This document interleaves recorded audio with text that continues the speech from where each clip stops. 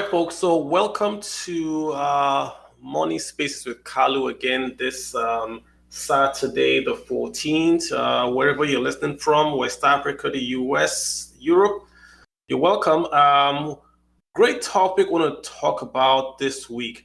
It was supposed to be something very, very easy, right?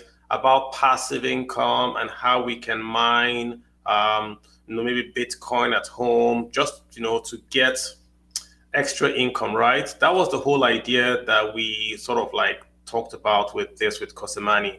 But of course, last week we had a lot of market news last week with the rise and fall of the crypto markets as a whole. And in specific, we're talking, say, Luna and UST. UST, of course, being a stable coin, right? Oxymoron, a stable coin that itself went down really in price. So we just want to bring in a few guys that know about this stuff, just to explain what's going on to us and just to make sure that what we are doing, we are actually doing the right thing per se, right? And that we are should we panic more or less? Should we panic? So that's essentially what we're doing. So I've got Royce here. Royce is here, good, great friend. And I'm waiting for Kasimani. I haven't seen him yet. But Royce, can you just like walk us through for me, right? I'm really interested in understanding what happened with UST and Luna. My layman's interpretation is that UST was a stable coin that was, should we say, backed up by Luna. Is that what's going on? And then the Luna crashed and it just pulled the stable coin into that hole. Is that a good assessment, more or less? Yeah, it's a good assessment, I think. Essentially, imagine that I created two currencies, and I call the first one UST, and I say that's worth $1. Yeah. And I one that's called Luna, and I say that's worth some, future yield or staking or whatnot. That's based on the supply of UST, and as long as I can sell Luna for more than all of the USD that's been created, then everything works out fine. Yeah. And, there's a reflexive kind of thrust on the way up in that, the price of Luna goes up the more USD is in circulation. But then, you have that same issue on the way down, and we saw kind of the result of that. Gotcha. Yeah, gotcha. I mean, it's crazy, right? Like my background is finance, right? So essentially, it's like I tried to peg dollar to naira. That's essentially what they did, and dollar being a stable coin. So that's what Lebanon did. That's what sort of some countries that if you peg a weaker currency to a stronger currency, and the quote unquote weaker currency then starts to crash, it's just going to pull that strong currency down with it. There's no life jacket there. So that's how I'm looking at it. But we've got Oluwasegun here now. Oluwasegun, can you hear me, sir? Perfect, my guy. How are you doing? Hey, I love the energy, man. Welcome to the space. Yeah, I love the energy, right? Thank you. Shout out to everybody here, man. Yeah. Everyone wants to hear what we're talking about and just basically get the inflow. I mean, Royce has basically given us like an idea of what was going on. But I think, let's do this first before we go back to the mining. I think the mining was the real one we want to talk about. But let's talk about this real quick, right? Is it still safe to invest in cryptocurrencies as a whole, as an asset class? Is it still safe for me to have money in cryptocurrencies? I mean, that's a very dicey question. If you had asked me, is it still safe to have money in Bitcoin, I would have jumped with a capital letter YES. Apparently, some beautiful projects in the entire crypto space that I can beat my chest for. They're not my project, but we can see that they have credible founders and credible mission, and vision and all of that. But overall, people should understand that when you're investing in startups, realize that it's a startup, right?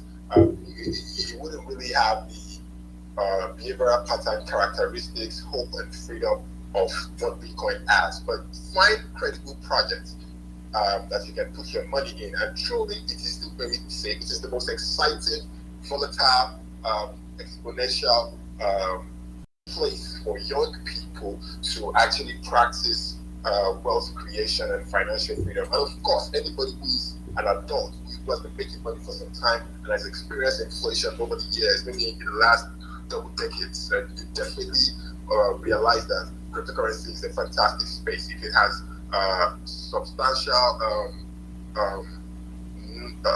unadulterated regulation with very positive motive, then the space can really blossom. But Bitcoin stands alone 100%. I'm a Bitcoin maxi, but I'm not unreasonable. So cryptocurrency space is safe. Only 2% of it, as a matter of fact, if I would give you numbers, I think it's safe. The rest of them is a lot of gambling. The rest is a lot of gambling. But you must be very, very, very, very, very, very, very careful. Don't get your hands burnt. You want to start with Bitcoin, do a lot of research, read, and read before you test the waters of any other cryptocurrency. There's a fantastic space overall. It teaches you about money. All right. So the summary is that essentially crypto space, we should trend with caution, but Bitcoin, is it just Bitcoin or is it just Bitcoin that you're like putting a thumbs up for? I put 10 thumbs. I mean, I can complete 10 fingers rather for Bitcoin, because when you understand how Bitcoin is designed, then you know that it cannot be adulterated. Wow. Finite money that we have, it is 21 million Bitcoin, and we have about almost 50 million players all over the world. 8 million people in Nigeria, maybe 206 million people, but about less than 1% of that are billionaires in Nigeria, right? Yeah. So all the millionaires on earth cannot even get one Bitcoin each, now that it is still about under $30,000. All the millionaires on earth cannot even get that. And when I say millionaires, I mean millionaires in Nigerian, African, or in the US. So it's a fantastic time that we are here. If you have a little bit of fact, it encourages you, if you are holding it in a non-cost or your fashion, you can actually move transactions all over the world, and especially in Africa where there are no regulations right now. Yeah. You can substantially do transactions at the lowest level, move money cross border, do a lot of things, be free, test the waters, understand the difference between Bitcoin, cryptocurrency, and of course central bank digital currency. So I put my chest on Bitcoin. I would advise you to read more about it. It is not MMM, it is not scam, it is not Ethereum, Doge, where you can test. You can confirm from the liquidity of Bitcoin and so many other wonderful things that Bitcoin is doing in general. But yes, the crypto space has 2 to 2.5% of credible projects. You want to tread carefully and take advantage of blockchain technology in general. So you mentioned Ethereum. So is Ethereum with the Bitcoin crowd, or should we put Ethereum with the other crowd? Where should we put Ethereum? This man. I have to ask. Yeah, Ethereum, I like what they are doing here. I won't lie. It's like the technology hub of the cryptocurrency space. Yeah. Where everybody come and display, show your calculative mindset, put up tokenomics, let's see what you can do with it, create value products that can help people, pull liquidity together, decentralized autonomous organizations, the way people are operating in that area. Yeah. You can tell that in the next 25, 30, 40 years, that's basically what will be happening all over the world. You know why? If you're about close to 40 like I am, August 26, I'm going to be 38, and most likely Cap is going to be 40 plus. I'm not sure. And some people are going to be 50 plus 60, put 20, 30 years on top of each of this category. And newborn, the ones that are 10, 15 now will be 20, will be 30, 35. The ones that are newborn will be 20, 25. Yeah. So they practically and basically be not be interested in paper money and all these shenanigans that we are doing here. Yeah. They just go decentral. You understand? All of them will go decentral in the confines of their home. No banking. Yeah. No KYC in many cases. These guys will be online creating games, creating liquidity organizations, buying and selling. You can see what they are doing with social media, TikTok, and the rest of them. These guys are decentralized on social media, making a lot of money. They don't even care about the television. If you watch a DSTV today, you may get less content and satisfaction because you are at the mega call of the timing of the channel manager. Gotcha. Library contents together. So that's how the crypto space and the financial space is going to be, because nobody would be interested in going to the banks no more. 40, 50 years will die in the next 30, 40 years. 50 years. I hear you. I hear you. And young people will come and currencies was going to be happening. Lots of scam will happen. So many regulations will make people be confident that Bitcoin will stand on top of the food chain. I got you. People will be chasing. I got you. So I want to make sure that we speak, like, we take up the tech buzzwords, right? So many people that are following today, either they've lost money or they are curious or they're not really tech folks. So even if I ask those questions, just make sure that I'm asking for the benefit of the listeners, just so you guys understand me. So I'm just going to go around the room, right? Shego, I've had them just ask the crowd. I've got Heritage and Share and all the rest here. Just to ask, right? Do we agree with what Shego is saying in terms of that Bitcoin is safe, Ethereum is maybe halfway, and the rest we should be a bit more careful? Does anyone have any view? Like Royce, do you agree with that characterization, Heritage? Let me just hear you guys out, and also with Oluwa. Yeah, if you guys can just give me your take on that, just so we know where we are going forward. Royce, go for it. Yeah, sure. I think I agree with a lot of what he was saying. Right? That you should be careful. Do your own research is kind of the maxim in the space. Look into things and don't throw your money blindly. And obviously, this isn't financial advice, but I think a lot of people, look at it as kind of a way to make fast money very quickly, and maybe throw more than they can afford to lose right into it. And as with any investment, you probably don't want to put all your eggs in one basket, right? Gotcha. And, that said, I'm probably more bullish on Ethereum than it sounds like, Than Shego is. Yeah, exactly. And I'm probably more bullish on like DeFi and stuff, though. Yeah. Obviously, Bitcoin as well in the long term. And I think we'll probably see a pretty prolonged downturn, but that doesn't mean that it's not a good time to look at stuff and do research and potentially invest in things. Yeah, good point, Royce. What about you, Kuma? Did I get a name? That's Oluwa Shina Don. Did I get the name right? What's your take on just what Shego and Royce have said about the Bitcoin, the Ethereum, and the whole market space? Do you have any views on that? After that, I go to Heritage.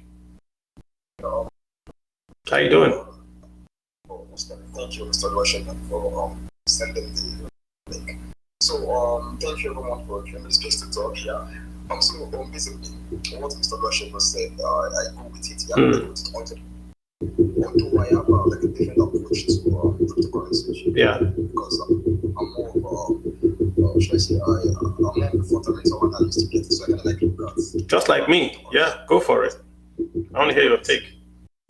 Yeah, on blockchain, you see, just like people we had the internet, you get it. Internet came, and then there were lots of platforms that are built on the internet. You get it. The idea is utility. Because the product is to scale, the force it has to be utilized. You get it. So I see Bitcoin as, I see blockchain as internet 2.0. You get it, which is a platform. Let's put that aside, right? Then I see Bitcoin as top of value, an idea on the blockchain. Interesting. The idea get it on the blockchain. Mathematically, this is a store of value. You get it. When it comes to inflation, when it comes to deflation, Bitcoin works. So you are saying Bitcoin, just to not interrupt you, are saying Bitcoin is a store of value. Yeah, it's a store of value. Yeah, mathematically, and it's a store of value. Okay. You with me, yeah? I don't know how to think of this, but it's mind blowing. You get it. It's something that, provided, even if you do not buy it, you get it. Your neighbor would buy it. You get it. Even if your neighbor doesn't buy it, so our own neighbor would also buy it. One person definitely agree to the idea of Bitcoin being a store of value because there is liquidity available. You get it. I buy it here in Nigeria. I can say the same to my friend in Australia. Okay. You get it. I mean, we get that. Yeah, we get that point. I agree with you. I'll come back to you on that. But let me hear what Heritage. I don't want, just give it to me straight. Yeah, you are okay. You agree with it. Yeah, ETH, Ethereum, Bitcoin. You are on board. Yeah. Thanks, Mr. Chad. It's nice having me in your space again. But then I think I agree with what Mr. Luashenko said. and what Kilman said, but I'm just going to add this in terms of Ethereum and the explanation around it when it comes to like the comparison and a lot of factors that standard features in these different cryptocurrencies. So Gotcha. Talking about Ethereum is it's actually a proof of stake cryptocurrency, and the founder of Luna, which witnessed a crash recently, said something. He said 95% of cryptocurrencies will crash. He was right with what he was trying to say, because cryptocurrencies are different projects on blockchain that have different features. Luna crashed because it was an algorithmic stablecoin, and the major work is to like peg algorithmic stablecoin, which is like there's no liquidity back in the cryptocurrency. So when there's like an increase in coins in circulation, and also there's like a pump and dump, it's well orchestrated. So in situations like that, you tend to like be able to differentiate between all these coins and Bitcoin. Yeah. And when you're talking about Ethereum, it's a proof of stake. It's a proof of stake based cryptocurrencies. Bitcoin is proof of work. So those are like differences you consider. Most alternative coins will die because they are like people's companies. They are personal projects. They are just like experiments on the blockchain. Interesting. They are found, Interesting. They have different founders and venture capitalists who need to make profits from each cryptocurrency. That's just what happened with Luna. We're gonna come to Luna specifically, Heritage. We're gonna come to that. I'm trying to just lay the table, and I want folks just to follow, right? Well, Shaya, how you doing? Good morning. Well, good evening. And if you want to add anything onto this topic, we then move ahead. I have a few questions for the panel, but I just want to get your take on this before I go ahead. Yes, thanks, Mr. Carlo. I'm just going to like wrap up now.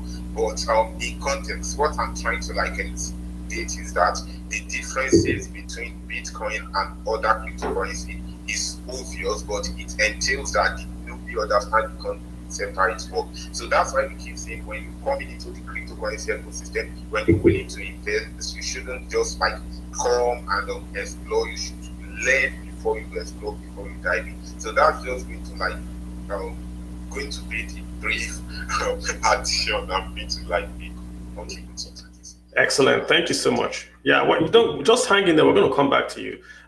Share. Do you want to add anything? That's good. I'm totally in line with what the guys are saying. Bitcoin is an absolute store of value, and if anyone store of value again.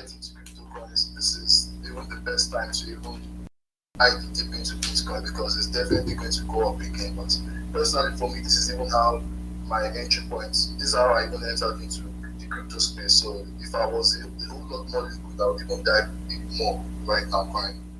Gotcha. So guys, I want to just get your views all across the table, just to lay this foundation for us. So if I was an investor, if you guys listening in here that had put money in and have lost everything, right? And Sean basically says BTC is thumbs up to that guy. Ethereum and the rest, we hear proof of work, we hear proof of stake. I've even heard this word, and I didn't know anyone who used this word today, store of value. I'm shocked anyone is using that word, store of value, to describe anything cryptocurrency, because I do just the research, right? This year, Bitcoin has not stored any value. I know last year maybe it did, but this year, Bitcoin hasn't stored any value. And Bitcoin it's more or less tagged to the NASDAQ. The NASDAQ goes up, Bitcoin goes up. NASDAQ comes down, Bitcoin comes down.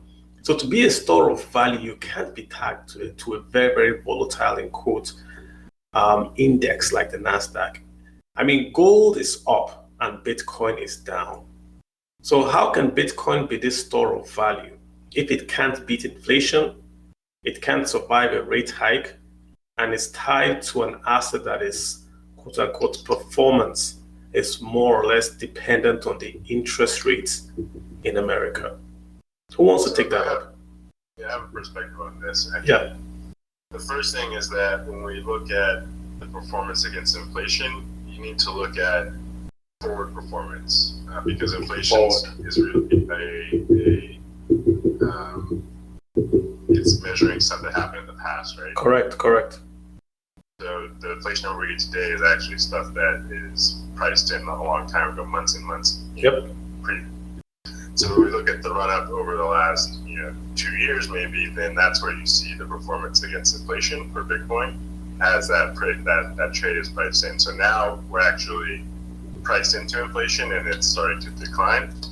So there's a different situation, and also as more people come onto the network and it becomes more of a financialized asset, we can expect that it's going to trade more in line with other financial assets as well, right? And that's partly a situation of everything is correlated in the market right now, and partly a situation that more sophisticated players are basically entering the market and starting to make the market and things like that versus the kinds of liquidity and institutions that were in it maybe during the last cycle.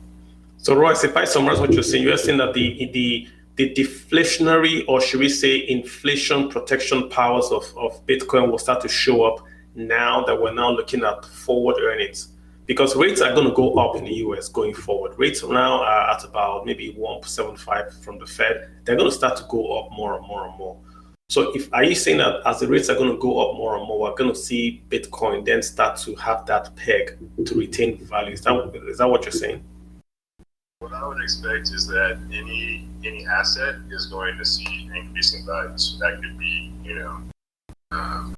corn that you're holding in commodity baskets. That could be Bitcoin, which has a fixed, supply and a stock to flow, similar to commodity, right? And we can think of commodity in that sense. So same thing with real estate and land. So I expect that, as those things wind down, then we'll see those assets actually get bid up along with the dollar, because people basically will need dollars to pay back their loans. Interesting take. Well, Oluwaseun, what's your take? Mr. Kosemani, I hope you're still there. Mr. Oluwaseun, hi. Can you hear me? Hello. Yeah, so I'm just talking about inflation and Bitcoin, right? This store of value, digital gold argument that we've had, right? Like I just told Royce, the data does not show that Bitcoin is a store of value, is digital gold, or can beat inflation. That's what the data is showing for now. Royce is arguing that the inflation numbers we're seeing are from the back end, which is correct. It's back end, that's already happened. But going forward, we're still going to have the rates in the US go up. So if I have $100 and I use it to buy Bitcoin, are we saying that in 3 months from today, if I change that Bitcoin back to dollars, I'm going to get my $100 back? Is that what we're saying? Oh yeah. Going by the growth trajectory of Bitcoin, you can really tell that's going to be a yes. But let me take you back a little bit. Yeah. We've been in the market for a while, so nobody should think it is Terra Luna that caused this one. Correct. Yeah, we've been in the bear market for almost a year now. Yeah. And they just put on your entry points, right? So wherever you enter from, you can obviously argue that maybe Bitcoin is not a store of value, and that's because you may not have experienced the full circle of Bitcoin. You haven't really seen how it can dip twice, 3 times in a year overall, and it can also pull in 1.5 years and may never come back to that particular threshold again. So, I'm not here to come and convince anybody. I'm a Nigerian man, and I know what my Nigerian people want because of our current situation, because of the fact that we're a product of our environment and our experience. I would advise you, what would you rather buy? Look at Tesla. Tesla has so much billions of dollars resting in the bank. Free money. There was nothing for them to buy. They could have bought back their own shares if they had something else to buy. They would have bought back their own shares. There was nothing they could buy at the time than Bitcoin. So don't listen to what they say. Watch what they do. So look at no bank is going to start offering Bitcoin to their high value customer, and that's something your uncle, my brother, don't worry, perfect. In Brazil somehow, some way. So that's how I feel about Bitcoin. I think you should protect your transaction power, protect your purchase power, keep it in local. Don't try to buy it with Ashrebi money. Something that is like buying a land, I keep saying it, in Banana Island or in Lekki, you just tell it if there is flood.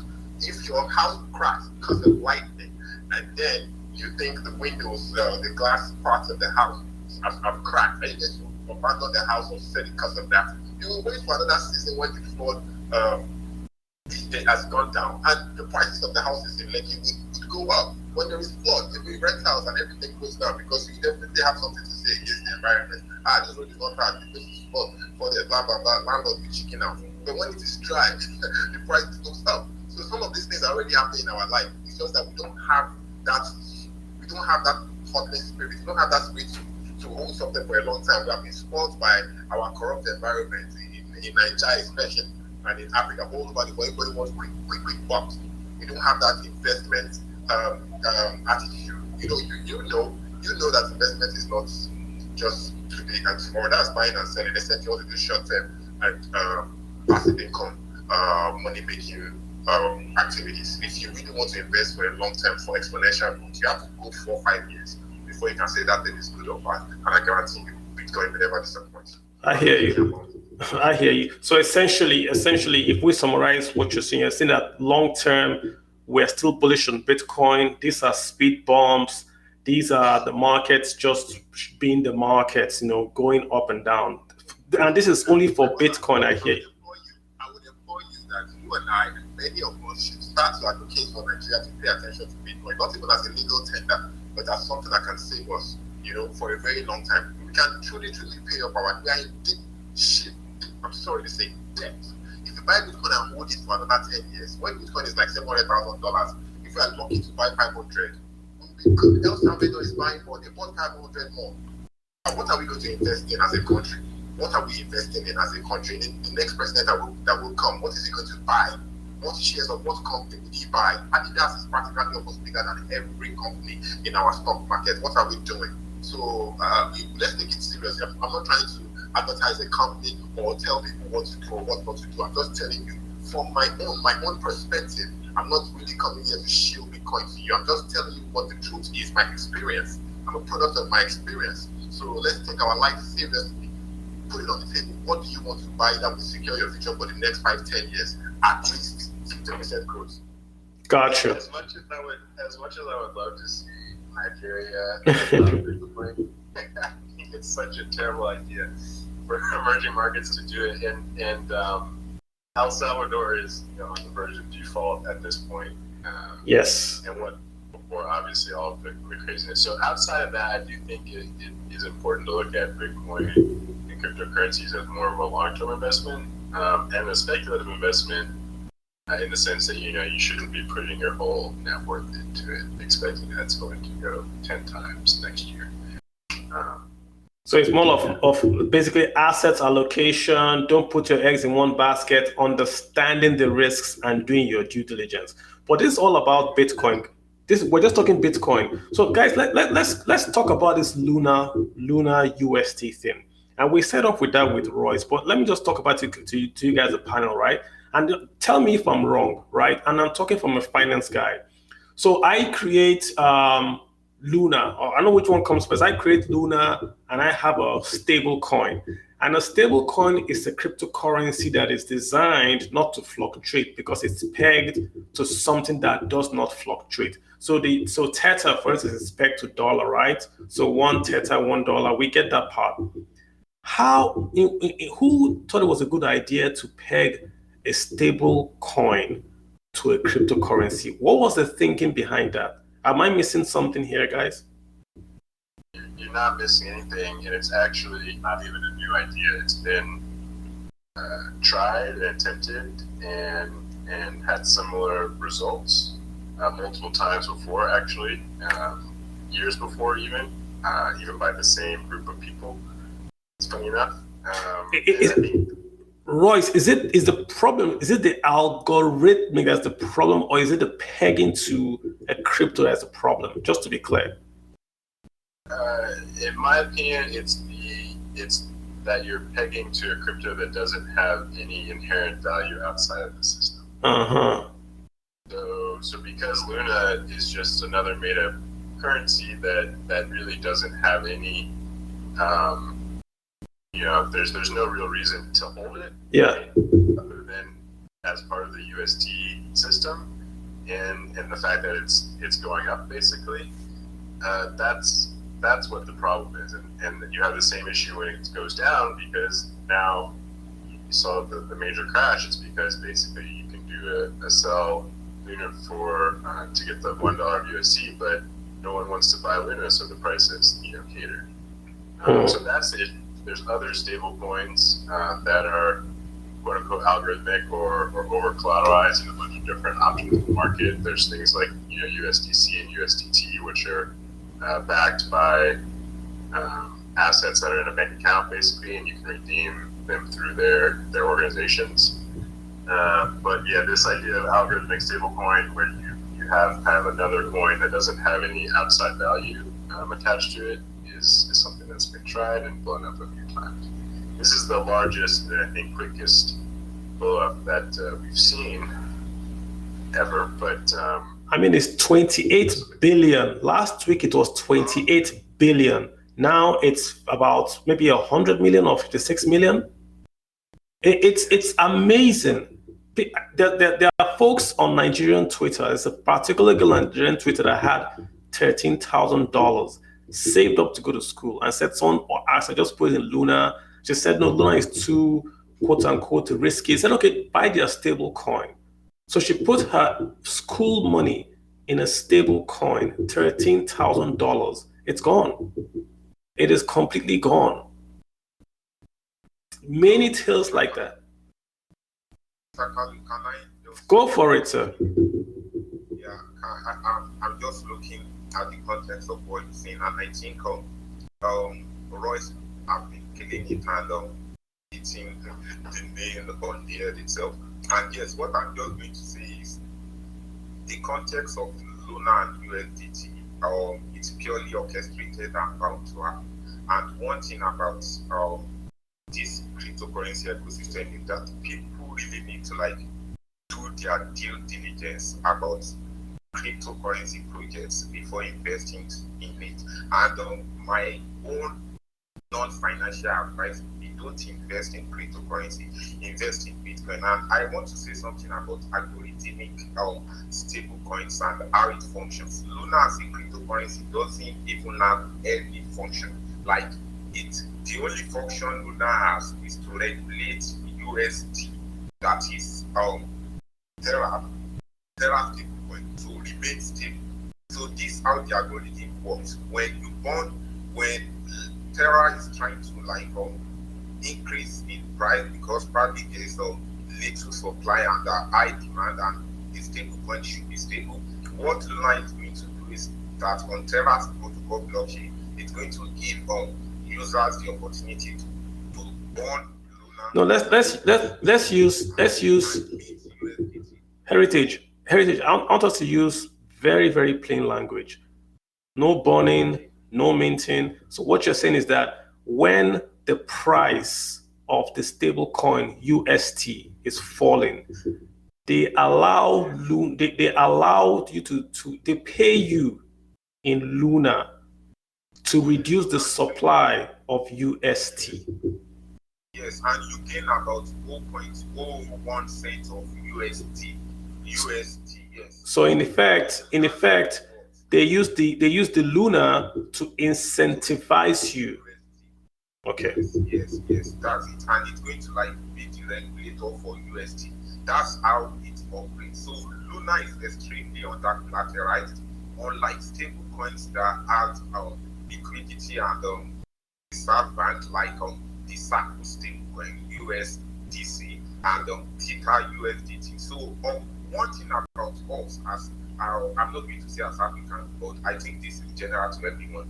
One thing about some set of people, they don't really make research about whatever they are willing to invest in. Imagine you putting $13,000 in a particular investment, and you don't even know the function of that particular investment. You don't know how the aims and objective of the founders. You don't know anything about it, and you invest in that much. I think Yeah, but I hear you. But let's talk about this girl that invested her school money in a stable coin. Before last week, if anyone said stable coins, including me, I would think that stable coins were backed up one to one. And I see this algorithmic thing around. I see it around, right? And I've really not paid good attention to it. I know it's that an algo backs up your stable coin, but I never really, yeah, but to tell me that a stable currency is backed up by a crypto, that is the most stupid. I don't want to use your. That's the most stupid thing I've heard, really, and I'm shocked I didn't see this earlier. that's why we say no. Bitcoin is just an experiment. Like yeah, it's just different founders coming to like build something on the blockchain, and it's like, oh, let me try this. Let's do proof of stake. Let's do proof of activities. Those are the consensus mechanisms that all these cryptocurrency operate on. So they are just trying to different Okay. out. That's why we say Bitcoin is different because it already has proof of work, which is like not an experiment. So that's why. Okay, let's get someone else to come to hop in here. Um, I'm with you all the way, Mr. Campbell. Because if you call it stable, what's the dictionary meaning of stable? Precisely. You know? Yeah, and this is the point because so yesterday I did a program with someone and I said I went back and I really started to do my research and I feel very very bad I didn't do this earlier because I took the word for it stable and the more I read I was like, is this making sense? I will tweet out what I find just so someone will come up to me and tell me this is wrong. I tweeted lots of stuff. A part you see a part it you buy Luna, no, you buy UST, then UST price falls, then you are given, I'm going to call it a bribe, you are given a bribe in Luna so that the price of the supply of UST can go down, then the price goes back up. It's like what you do in the stock market, my brother. You know, if the stock market, if the price crashes, I mean, for example, let's say you have like 1 USD, if the price crashes or 1,000, I mean, when they bounce back, they usually bounce back to like 990 naira. You never get something back. Yeah, but in the stock market will tell you it's an option. In the stock market, they'll tell you option. Then you have to do options pricing. Then there's going to be a premium paid because the premium will tell you it's risky. So you already know that if you're buying this option at a put, at a sell, at a premium, at a discount, you already have an implied idea of risk and say alpha, we have delta. We have all those Greek letters for a reason in options. But you're telling me a stable coin. So first of all, it's stable, number one. Then It's not stable at all. of course, we know now it's not stable. Now we know it's not stable. Well, no one told us yet last week. They use algorithms to mint what they don't have the backing in USD. That's the truth. Oh my God. I said something that it was purely orchestrated and about to happen. But even if it was orchestrated, The founders realized that there's no backing for the cryptocurrency and they made the foundation called Luna Foundation Guard to like buy about 10 million worth of Bitcoin when they start realizing they are 50. So one thing about it is just that it's just based on technicalities. Okay. It's very good and it's actually bad for the crypto economy. This is why people need to like be inquisitive about projects. And guess what? Heritage, the guy is a young man. And I believe very, very young guy. yeah, and he has made his mistakes.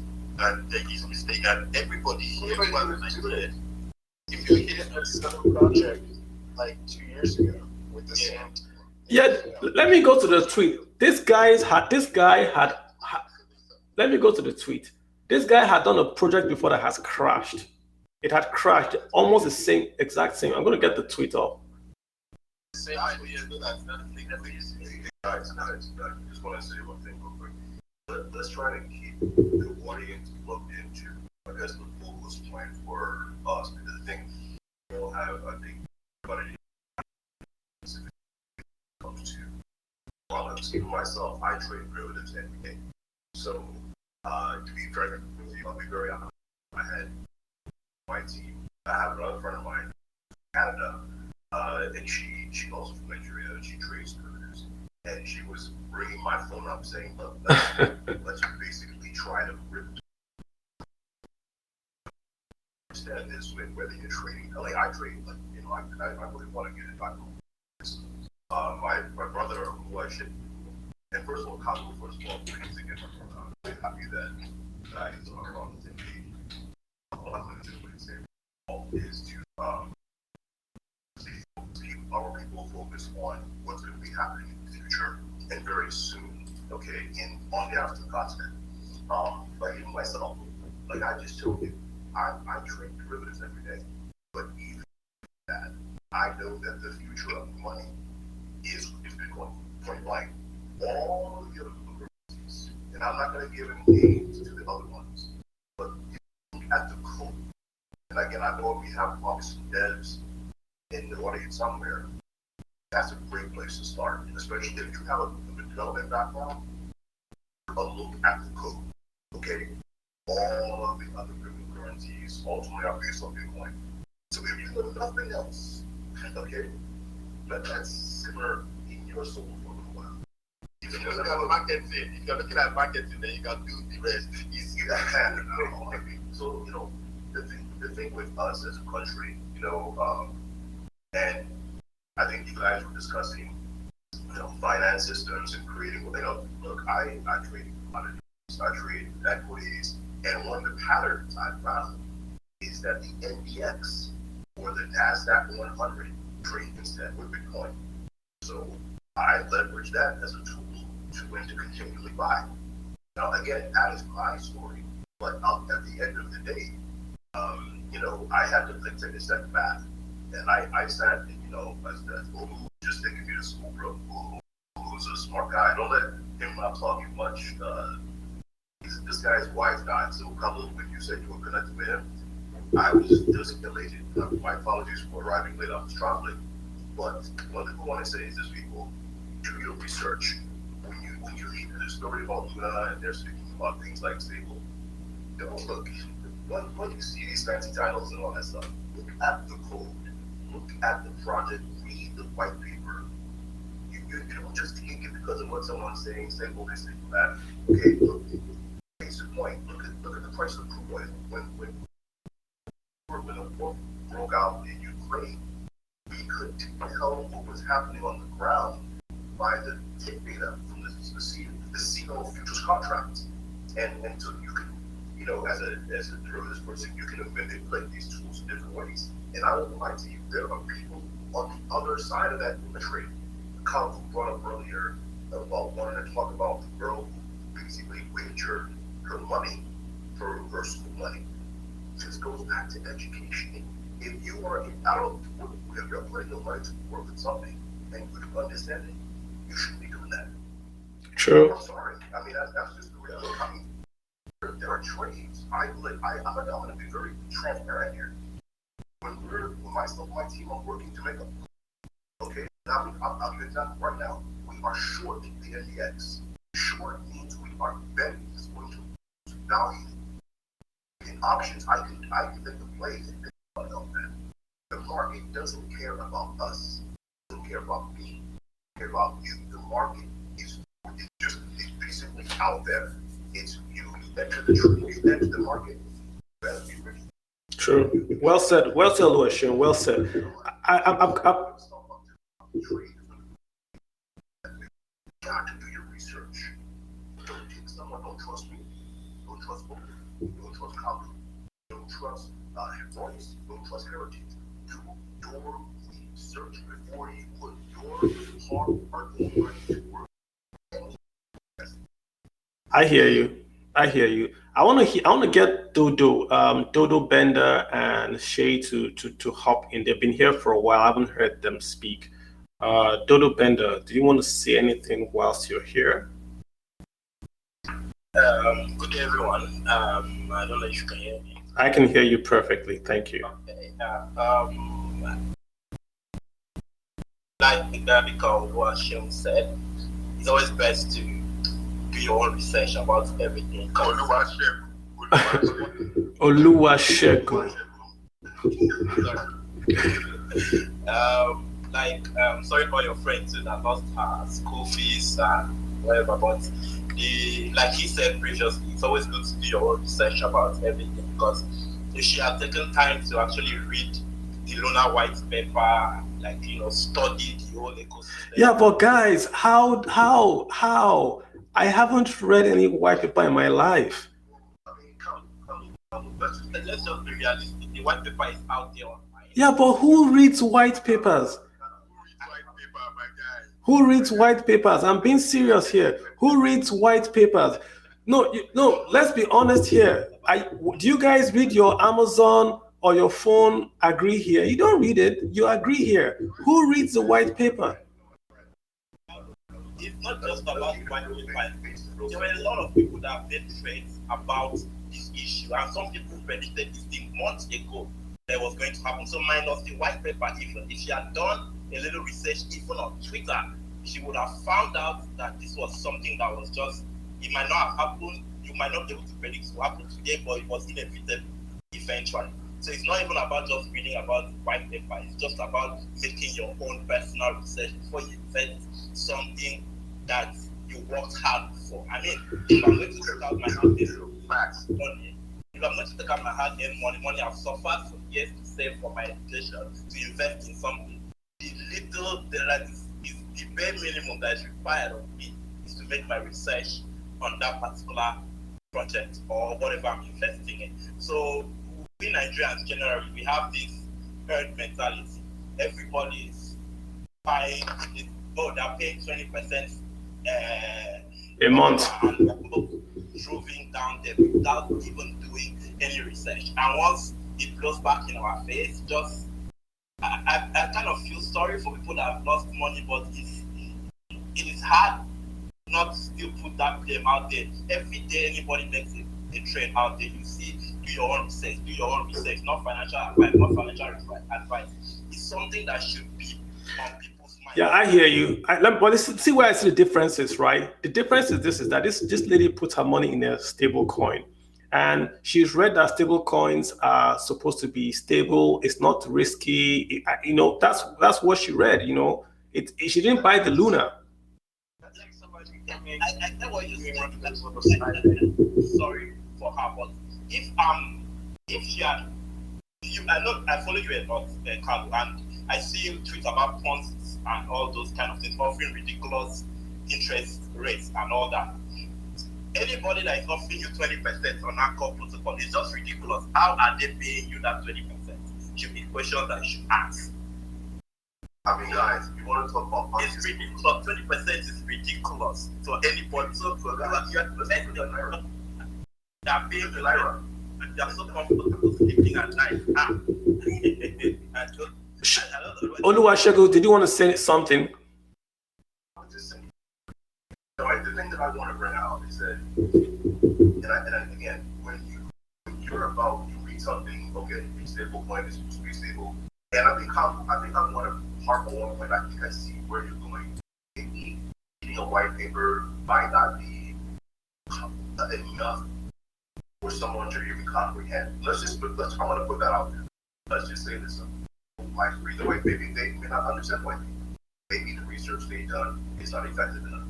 But this is where I think you gotta put our pride aside and see how someone who is smarter, better than us at what you're interested in. And I know that for some people, particularly our brothers, sometimes our brothers, we don't want to admit someone can be smarter than us. But that's the fact. Those are facts. You always try to surround yourself with people who are smarter than you and better than you in what you're interested in. And then you rather try to do it. Now they should be out there trying to, pump you up with information that's based on non-factual data, and you have to have a way to have a control of that. But that's one of the things that I've said. That's why, what you're doing is passive Bitcoin, different than mine, but we will arrive at the same point. You know what I'm saying? And he's also put in a lot of work. And check it out. If you check him out, what he's doing, we're not sure about something or in Nigeria. And I'm not sure if Chicago could allow, if we could expand it. You have already my policy, but no, but that's why he's here. That's why we brought him here for a very, very simple talk. We're talking about mining. Remember, Oluwasegun was talking about mining, how Nigerians can create passive income at home with a laptop, with a I better pass my neighbor generator and just make money. That's what he was coming here to come talk about, giving us the facts, the figures. I don't want people to get lost too much into the thing. Start basic, something that you can touch and interact with. Who is there? I hear you. I think what scares me, and you see, I interact with a lot of guys that invest, and lots of people. I don't know anything about crypto. People come to me. I don't. If I don't know it, I don't know. I don't say it, right? I do staking. I don't trade. Olua, those guys, I call them. If I have a problem, I call Royce, Oluwasegun, Oloye, all those guys. I call them. Authority, I call them. Why this is irritating me a bit is that this was the stable coin, the safe part, the part that we thought we knew and understood, right? So I took no risk. This is where it's getting to me. But we'll move on. People out there like myself and my team, we are hunters. I won't even lie to you. We keep looking for people. When I see people like when we see data on the market, so if we see a trade out there that is obviously a fat finger error or something, we are like wolves. Our endurance is strong. We take the other side of the plate and make money. You're investing in something you don't understand. Don't do it. So I think you have done the right thing by grabbing the people who are around you, who are part of you. But what I want to focus in on, let this be about how Nigeria can, well, and forgive my nomenclature in my group, I'm direct. It's now time for Nigeria to stand up and take advantage of this opportunity. You may not want to hear that, but that's the way the markets predict. Control what happened in Ukraine, but there are going to be opportunities now. If we can have companies that can produce neon and xenon gas, there are opportunities. So is this I hear you, and I hear you, and it is going to be Mr. Oluwasegun, is it going to be a chance to pivot back to talk about mine? I don't know if you're ready for that. If we could just come, do you want to do that? I mean, some people tuned in to hear how to build passive income. Do you want to do that, or should we continue on this? That's why I was trying to get us off of Luna. Luna had to be done because there was no way we're going to get through without talking about that. But Oluwasegun, I mean, I spoke to you. I've been speaking to you even offline for close to a month now, and you shared your video, right, of where you mine. That was a big operation. You had the generator going on, you had your servers going on, and all that. And I was just wondering if it was possible, if I have a laptop at home, I'm a barber. I use my better pass my neighbor every day to cut people's hair, or I put it on at night to sleep and power my air conditioning. Is it possible, or does it make any sense for me to try to mine on my laptop, for instance, or on two laptops or on a desktop? Is that a passive income play for any Nigerian right now? What's your take on that?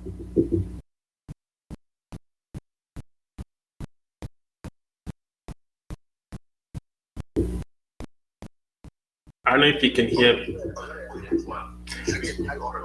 No, Mr. Lamy. Yeah. That's it. I'm having network delay. I'm very sorry. So yeah, profitability of mining depends on energy. You must have energy. If you don't have power, you cannot mine.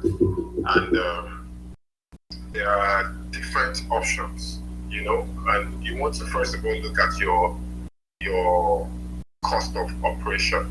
If you are going to say you want to go into mining, obviously there is no light in Nigeria, so you must bring in some funds. The money will not fall from heaven. You must do some hustle to have some money. Now you decide what type of miner you want to buy.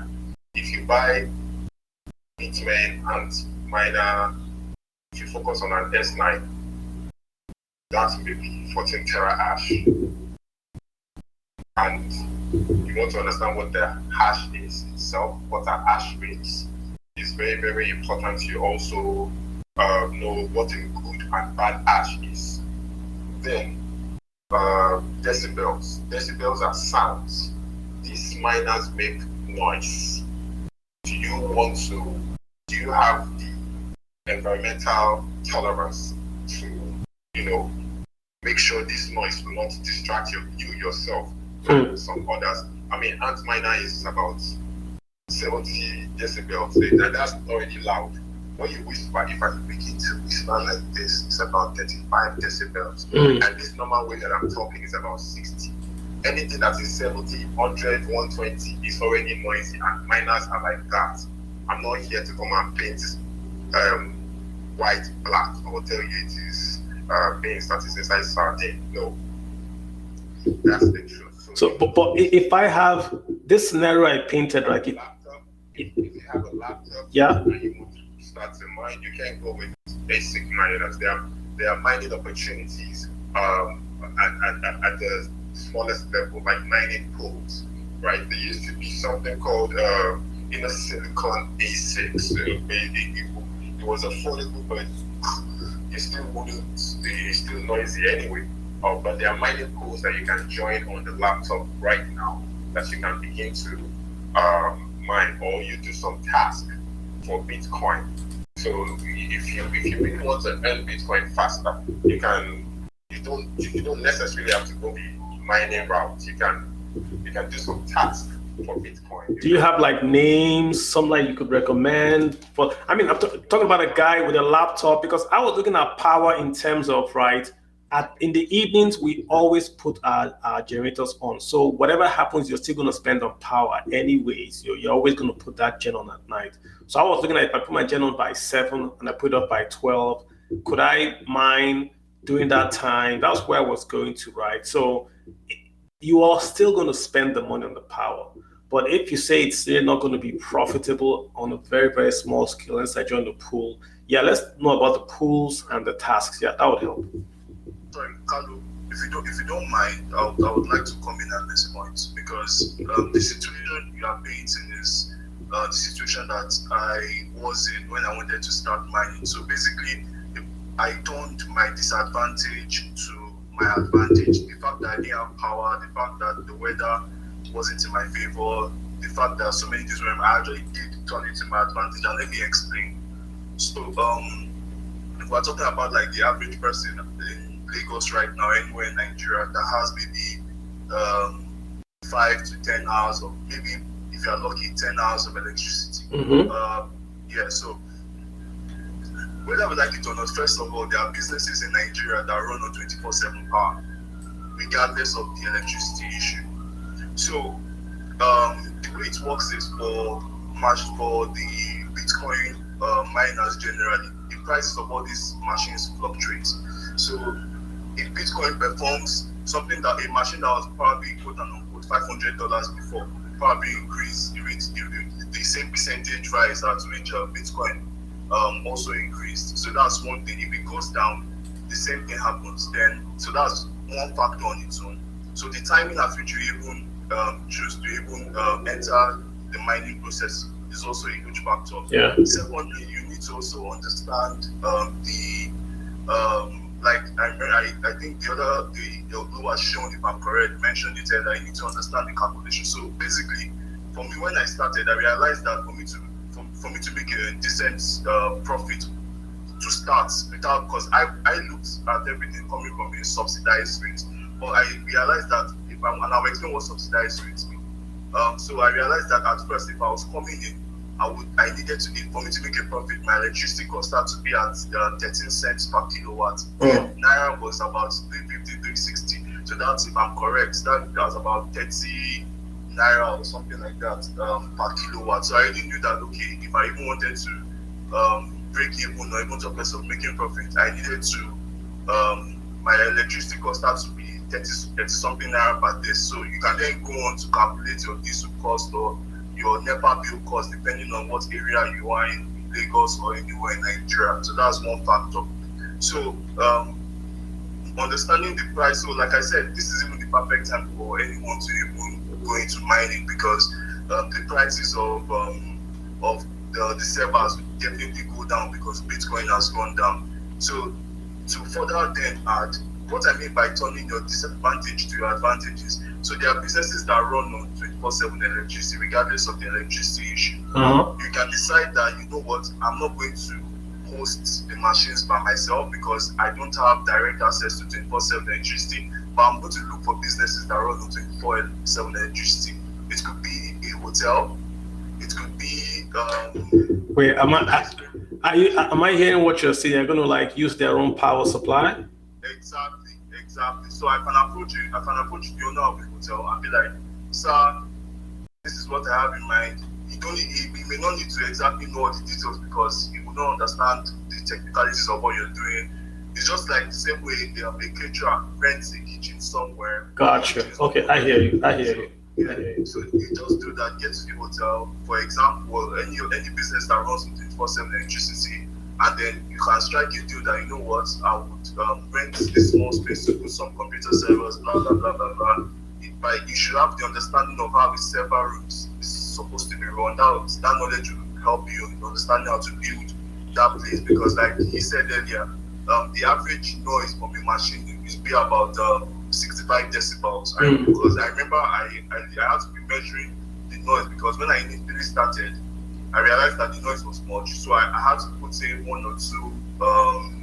How do I put it? I had to like make up one or two things to reduce. You know, I called the carpenter, I called the welder. We did so many constructions, blah blah blah. You know, just to it's down to about 30 to 25 to 30 decibels, which was actually quite okay. And as I scaled up, I now started understanding what because but if you do not understand the direction of the wind, that can mess you up because the matches bring out a whole lot of heat from the calculations they are making. So as they bring out the heat, if we don't know that, oh, this is the most times during the day or this time of the year or blah blah blah blah blah, that this is the direction that the wind blows, then it will mess you up because if the wind blows in the direction of where your miners are, then it can push back that air into the miners, and then it will give you problems in terms of maintaining and whatnot for the miners, because the heat is also a factor. You're dissipating the heat just like a computer system. Yeah. If the heat is not dissipated, but it will fry the motherboard and giving you issues. Let me ask you a question. What's the minimum Naira I have to do the very, very minimum Bitcoin mining? Sorry, Carlo, if I could address what my brother Shay just said. Shay, don't go anywhere. Go ahead, sir. What we are trying to say here is mining is interesting and it's profitable, but on your laptop, I don't think laptops are made for mining, and these GPUs really don't have the strength to carry the heat that comes out of the process of mining. Let's tell ourselves the truth. Do you understand? So if you want to mine with your laptop, it's not very profitable. That's what I'm saying. That's this version. Even they are even laptops that we can beat. Mr. Luashekun, sorry for interrupting. I just want to add this to your point. So even synchronizing Bitcoin core takes up to days on good network. So mining with your system that runs on GPU is not advisable, and it's not the best way. It's not going to even incentivize the process in any way. So it's better you use AC miners application specific integrated circuits. Those are the miners cannot convert into silicon dioxide to do mining. So we're not doing laptops. So laptops out. We're throwing laptops away, right? Yeah, that's not even working fine. Yeah. So I know. I just want to. So we're doing. So who's going? Is it Oluwasegun or Share? Who wants to take it on? Because we've thrown away. Okay, so we've thrown away laptops. Okay, so now I just want to get a figure. So anyone following, what's the figure? What's the minimum figure I'm looking at? Just for us before we continue. what do you think is a minimum figure in Naira? I think personally, if I should convert, I'm sure there are good machines that will be running on $500 to $700 for a start, or at least bare minimum. The S9 that Oluwasegun mentioned, if I should go back and check my contacts or my sources, I'm sure the S9 will be going for something in the region of maybe 100 to 200k. But at this point, I do not think the S9 machine itself is a profitable machine, except your quote unquote, you go through the subsidy routes I'm talking about, and even with that, it's not really the best machines to go for, because the S9 no longer profitable. Yeah, exactly my point. It's not it's actually no longer. No, it's actually no longer profitable, because every 4 years the supply of Bitcoin cuts into half, and with that, more efficient machines are being brought into the market. So, for example, 14 terashes might have been efficient 4 years ago, but right now, for you to even break even, or for you to have a machine that's good enough to withstand the forces of the market, you might need a machine that's probably about 30 terashes. How much is this, guys? I'm still asking this how much figure. Can actually make some money off S9s. You know, you can be doing $2 per day, and you're really not paying anything for power. We have a brother called Carbon, and he might be here, I'm not sure, who is mining close to Kanji Dam, and he's practically paying nothing. So somehow, some way, it will still be, you know, it will still be profitable, which is the truth. And we spoke about minimum wage. If the minimum wage is about 30,000 naira today, and you're struggling to pay, you can mine successfully on S9, and you can still do $70. That's your minimum wage. And you will use your energy in a positive way. Instead of wasting that energy on traffic, you have 24 hours of energy in a day. You dissipate 7 hours to and fro on traffic. When you get to work, you will not be efficient again. For whoever wants to pay you now start grumbling. But at the end of the day, if you spend that energy on mining Bitcoin, you can do that your minimum wage at the end of the month. It's just that inflation will then eat up your fiat if you are converting that Bitcoin. But if you are holding for a long time, there is still there's no loss in mining if you are hodling. So don't let us completely discourage you from using S9, because we are mining with S9 successfully and we are in profit. But you know, you have to hold for a long time. So when the bear market it announces itself this loud, you will also bear it, you know, and make sure you don't liquidate where it will not bear it will hurt you. If you want to earn Bitcoin or want to spend Bitcoin, do the other route, except you are close to Kanji Dam by Carbon.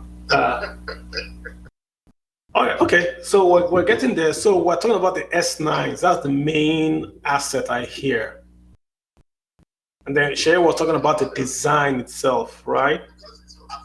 Because it's affordable. We're talking about affordability. Gotcha. It will affect our people directly. You know, we're not trying to be technology experts Yeah. here. We are trying to advise the people here what will really make an impact. The money you can quickly put together. If you want to buy a fairly used S9, I'm sure you can see it for 253 on MQ. Yeah. Or less than, but less than good products you're going to be buying, and it'll be burning, and you will need to be fixing it, and you will have to return, you know, and all that. No. So it's about 500,000 now. For the S9. Okay. All right. So let's continue. So I mean, if we have the S9, we have to have the power. Cher is talking about going. I like the idea of going to partner or going. We're going to pay for that power, right, Cher, from the ice cream or the hotel guy. We're going to pay him for that, right? Yeah, basically you can have a fixed fee with the hotel manager or the owner of the hotel or the ice cream shop, and be like, you know what, sir, I'll pay you this amount every month. It could be 50, it could be any amount that you guys negotiate, because you don't need a whole lot of space. The asset is for a lot of space for airflow and electricity. So it's just for you to manage the resources of the problem of noise and whatnot. So you just pay a token, and the hotel owner or whatever business that it is doesn't necessarily need to know or fully understand what is going on. You just pay the money, you do your maintenance or check up as you go to constantly, and then you should be good to go. Okay, all right. So we're getting there. So we have the S9. We have our source of power, just in case we have. Noise. What about the noise? Yeah, so for me, basically, I've used my own, how do I put it, noise inhibitor, if I can name it like that. So I typically looked at how air is being carried out because I worked at a multinational, so and when I was in Nigeria, the ACs, how do I put it, like the AC vents were not like normal vents, it was like a centralized air conditioning system. So I looked at that and I thought to myself that okay, there's a centralized air conditioning system that carries air to each floor and then where the exhaust is, there's also another pipe there that lays it down. So I just used that idea and went to somewhere in Yaba where those AC guys. I bought, I think if I'm correct, I bought the exhaust pipe then for about 9K to go back. I also bought this thing. There's this noise inhibitor thing that's like I've forgotten the name, but it's almost like a petrochemical product. Then I also went to go and buy. I went to Mushi. Also went to go and buy measured the sat down with my carpenter. We measured how big we want. At first, I just started with one block, measured how big we wanted the box to be, making sure that we cut the diameter and size according to the same size with the pipe. You know, it supports gum at Mushi, insulated it very, very well. We built it and I put the miners in, and it worked very well. I was able to take air out, I was able to make way for air to come in, and that for when I started, that was good. And then the noise came down to about 20 decibels or something. It was very, very low because I sat down with the carpenter and we built it well after we went around Lagos buying all the materials. So that was exactly what I did. Interesting, very interesting. So I don't know if we can jump to profitability. I'm not sure because I know there are lots of stuff you haven't really told in terms of cost for carpenter, for the noise reduction and all that. We have the S9. Just by way of percentages, if I was to do this, it's sounding like ₦1,000,000 to me. It's sounding like I have to invest like ₦1,000,000. The S9 plus carpenter plus and all that. That's what it sounded like to me. Am I about right? To be honest with my own experience at first, no, because Bitcoin, I came in, I was monitoring Bitcoin till it went to 20K. I think I was in that period, and then I remember as soon as January hit, it crashed down to 3K. So as soon as it hit, but before then, I was already talking to my suppliers and everything, knowing the price, and I was like, and I remember I was talking to my counterparts in Asia, and they were like, they will always tell me that look, if it enters 22K by January, you won't get it at this price again. But I was like, you won't persuade me like that. Like, gotcha. So as soon as it crashed to 3K, I bought the machines. I did what I needed to do. But the revenue I was getting in BTC would definitely not keep up with the bills. So obviously, so I had capital coming in because I was already thinking that you know what, at the end of the day, Bitcoin definitely go. Even to be honest, even at one point, if I'm being honest with you, at one point I run out of. I was no longer as liquid as I was, so I had to delve into some of the Bitcoin earnings just to pay bills and whatnot. But at this point, it started to propel you once you have your cash. You are dissipated all of your So my name is energy. You don't have energy. Oh my god, that's emotional and physical energy. Yeah. But Shaya, did you make money? Oh, yes, I did. Yes, I did definitely. 10%, 20%, 100% margin. What was the margin looking like? If I'm being honest with you, Carlo, I never calculated the margin. Every time I just look at what I have in Bitcoin and I'm like, it was well worth it. To be honest with you, I've not really sat down and be like, oh, calculate, because I was earning money, especially for like the first 6 months, because Bitcoin didn't really go up that year until like August. August is when it really picked up, July, August. So like I was earning a whole lot of money and I didn't really want to think much about it. And even till the next year when I continued mine, I did not calculate. Once I knew, because I had people that at some point I had to bring 1 or 2 people to come invest. When I was no longer liquid, I had to bring up 2 people just to train some cash, and I upgraded to buying more machines, upgrading the space I was in. But I've never actually sat down to calculate my margin. I actually just look at my BTC today and I'm like, you know what I went through was very much worth it because my BTC holding is a very good holding.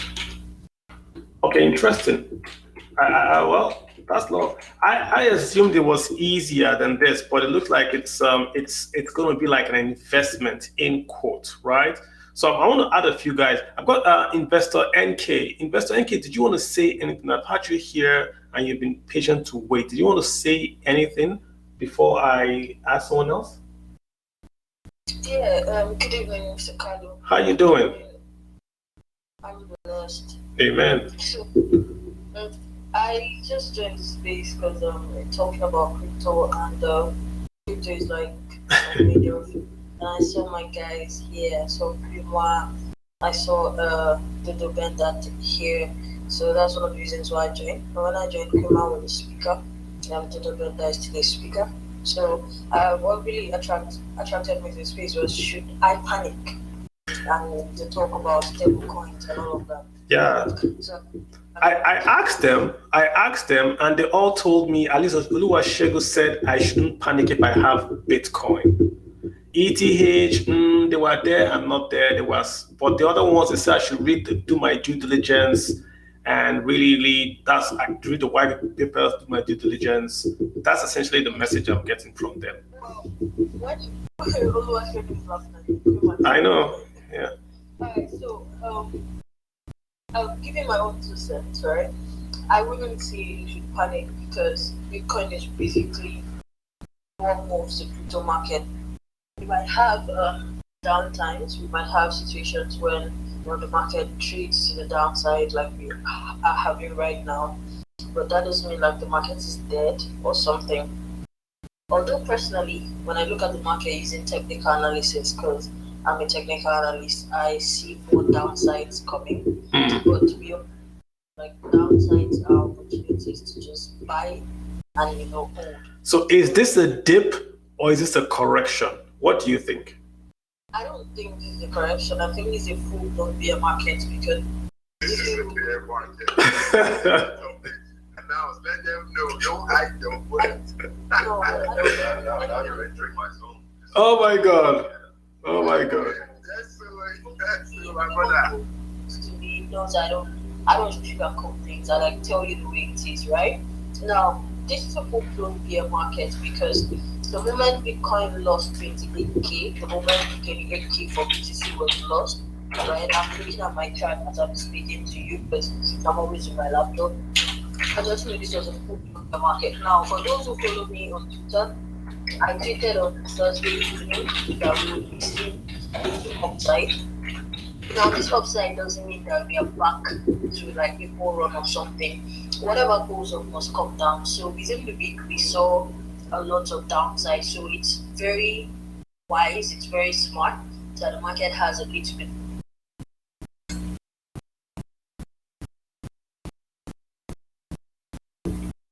Bear market in my idea. I'm going to see lower side. So the safe thing to do in this point is to buy the dip. But I always You want us to no hold up, you want us to buy? No, this is what I'm saying.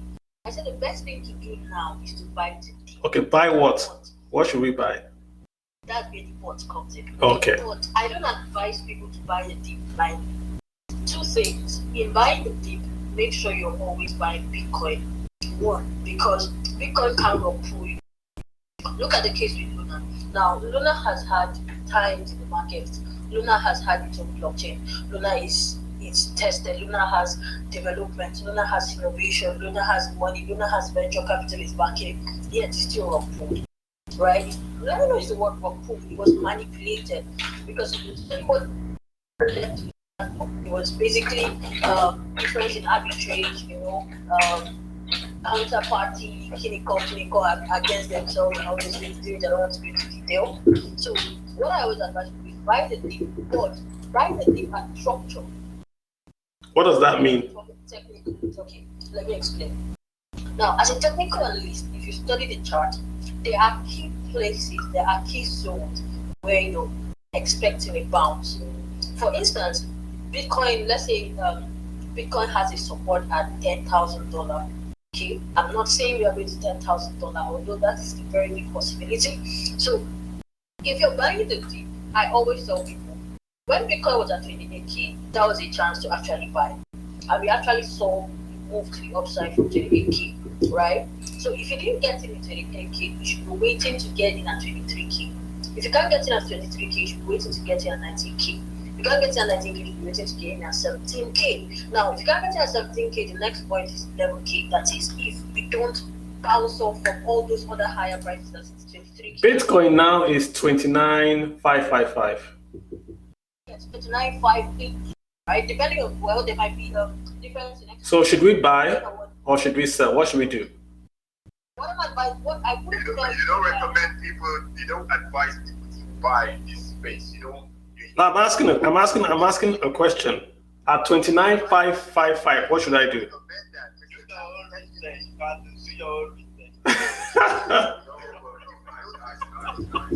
make people like that look when you commit, madam. Oh my God.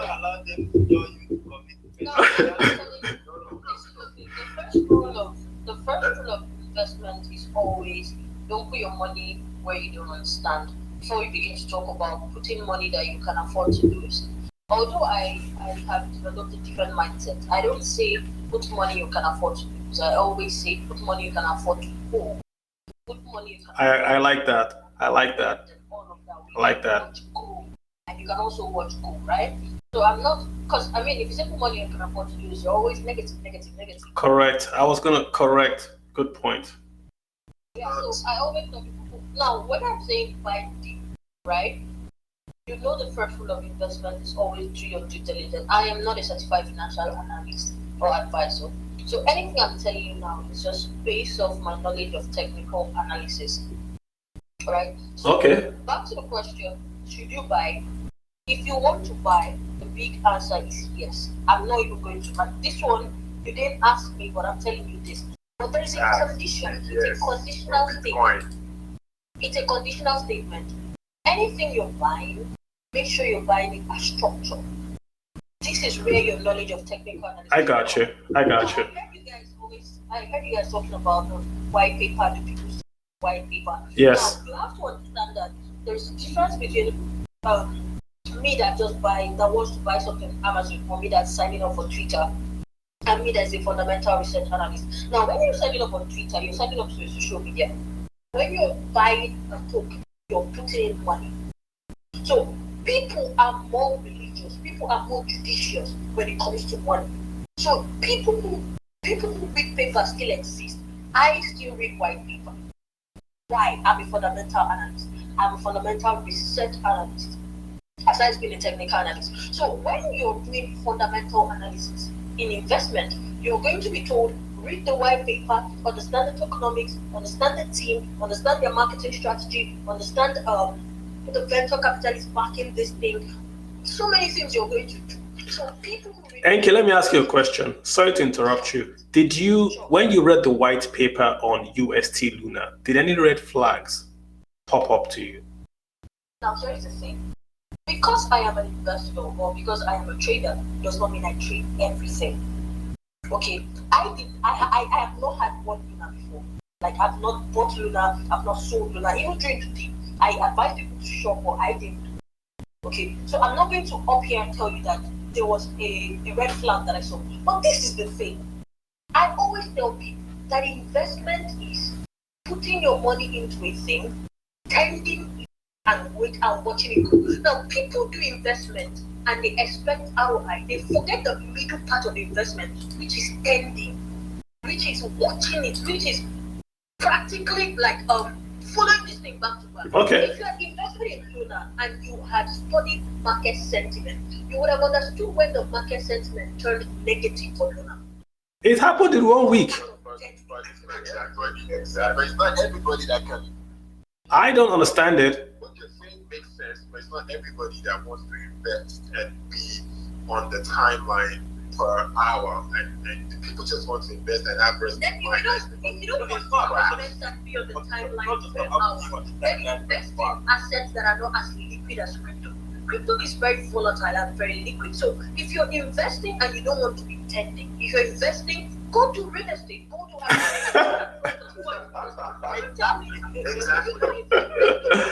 Oh, the girl is dropping bombs. You'll be going to the farm to check your farm. You'll be going to feed your birds. So why are you not doing the same for crypto? Why are you not doing the same for your stock market? I don't know, people, we forget. In as much as we say, it's decentralized finance, it's the new technology, is this, we should not let go of the olden ways or the traditional ways of investment. If you invest in poetry, if you invest in snail farming, if you invest in fish, you'll be feeding your fish, you'll be feeding your birds. So why can't you tend your crypto? Why can't you tend that stock investment you're doing? Why can't you tend that bond or share or whatever you're doing? I hear you.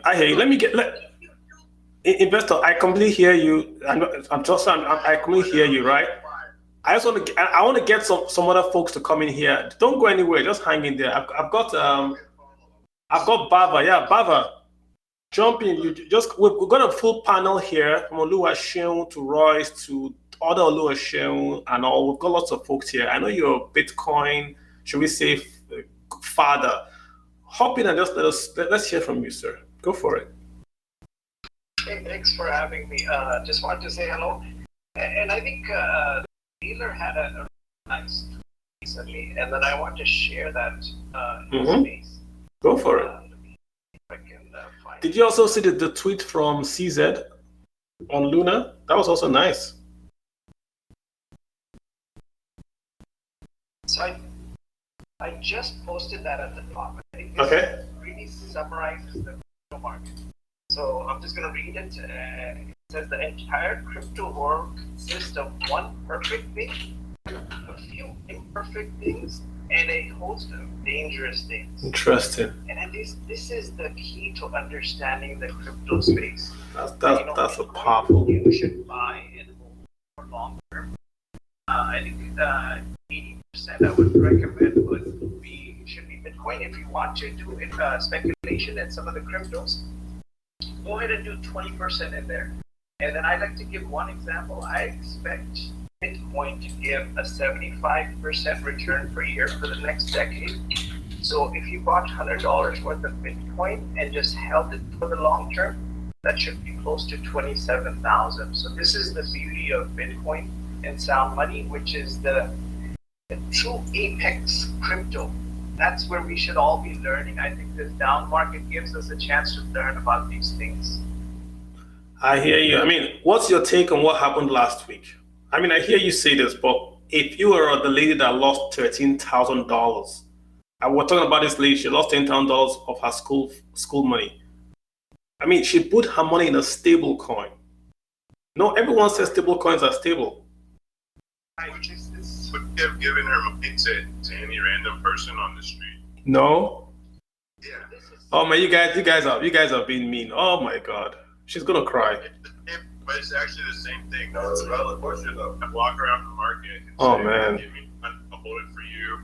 We'll put it away and we'll give it back to you with more. And then the market lady goes to try to get her money out, and the guy, runs away basically. I know this happens in Nigeria. The problem is that you guys are right. That's the problem. You guys are right. So I'm struggling here to come back. That's just the problem. Because this is where I would say stable coin is a misnomer. And it's really good marketing by Wall Street. There is nothing stable about these stable coins because they're basically fiat currency. Can someone tweet that? There's nothing stable about stable coins. Yeah. And there's a lot of counter Bags, big bags, Barry. Yeah. Yeah, they're Go ahead, sir. Off. I think this is where we should really understand the market. And I think the stability is with Bitcoin over long term. Yeah, you should buy and hold it for long term. This is not something that you buy and then you get out in short term in and out. Interesting. I hear you. And I think we should really think about, this isn't financial advice, right? But at the end of the day, should you really be putting more 5 or 10% of like your monthly income into even something like Bitcoin, which is the biggest cryptocurrency, let alone, sort of speculative altcoins or other things that have much lower market cap and are essentially, venture investment. And the answer is probably no for the average person, right? Yeah. And the fact is, people putting like all of their savings or like all of their income into something they don't understand that's gonna hold its value or go up is just bad financial sense. So if I just to bring the room back to the center, right? So we started off by talking about what's going on. I've heard you guys say we trust Bitcoin 100%, but the rest we're not too sure. Even Bitcoin, I would say you should not trust. You should understand it before you put any money in it. Don't just take my word for it. Exactly. Come on, guys. You guys are confusing me now. Because No, we think that the research, and we really trust it because we put in the 100 hours that's required to learn this asset class, and that's why we're adding to it. When you have to confirm that this is going to give you the 75% figure, then you have to confirm that before you put any money. The thing is, too, we look at it as like this asset class. So this is why I just saw this file earlier. The fiat naira, and you really have to understand things like self-custody, and when you go out and spend naira to buy something like land, do you really own it, right? You put money into that bank account, or are you paying a fee, to store for money? I mean, just things like that. But yeah, definitely do your research. I definitely really appreciate it. But saying offer though is smart. That was a very creative way to leverage power. Say you don't get a fist bump for that, bro. What's that? Yeah, that's is that share? Yeah, that's a great idea. Yeah. So share. I don't know if you are done with the mining. I mean, you that was a summary. I wish if you write that out for me. I'm going to come back to you. If you can write that out for me, I can post as well, so folks can just essentially more or less get those thoughts. If we could just. I'll definitely write it down. DM or tweet it out to you. But I just recently looked at my holdings and everything, and I would say my profit margin was currently, even with the way Bitcoin has gone down right now, is in excess of around 5,000% compared to the capital that I put in. That's one. Wow. How long is this? What period is this, sir? What period? I mined for almost 2 years consistent. In fact, this is what brought me. Currently, I'm a student. I'm studying data science in the University of Greenwich in London. So this is what even moved me out of the country to. You mind your way to the UK. Yeah, you could say so. So that was what held me down while I was also. This is why I'm asking this question, because there are many folks that want to invest in something and they're looking for something to invest in. And if you're making 5,000% return on maybe an investment of say maybe $1 million or 2 million, people want to know about this, and people want to have maybe step by step. How can they do this? What carpenter did you use? What noise guy did you use? I think people are going to be very, very interested. And if you want to come back and do something specific, we can do something, give people these ideas and they can run with it. I've got two new guys here. Let me just see if they want to say something. I've got LA Laja, and I've also got Adiroju. Laja, go ahead. What's on your mind, sir? Yeah. How you doing? Agile, gotcha. Where are you calling in from, though? I'm calling from Turkey. Okay, nice. How is Turkey? How is Mr. Erdogan? Yeah, it's fine. It's just missing the economy. Don't say. All right, sir. Go for it. Let's not put you in trouble. Yeah, go for it. I saw like we're from the same states. Are you from? I'm from a little village called Ohafia in Abia State. From Chicago, Abia State. Okay, that's where we're from then. Nice to meet you, sir. Yes. Agile. Interesting. Good. Yeah, I think I've been for a minute now.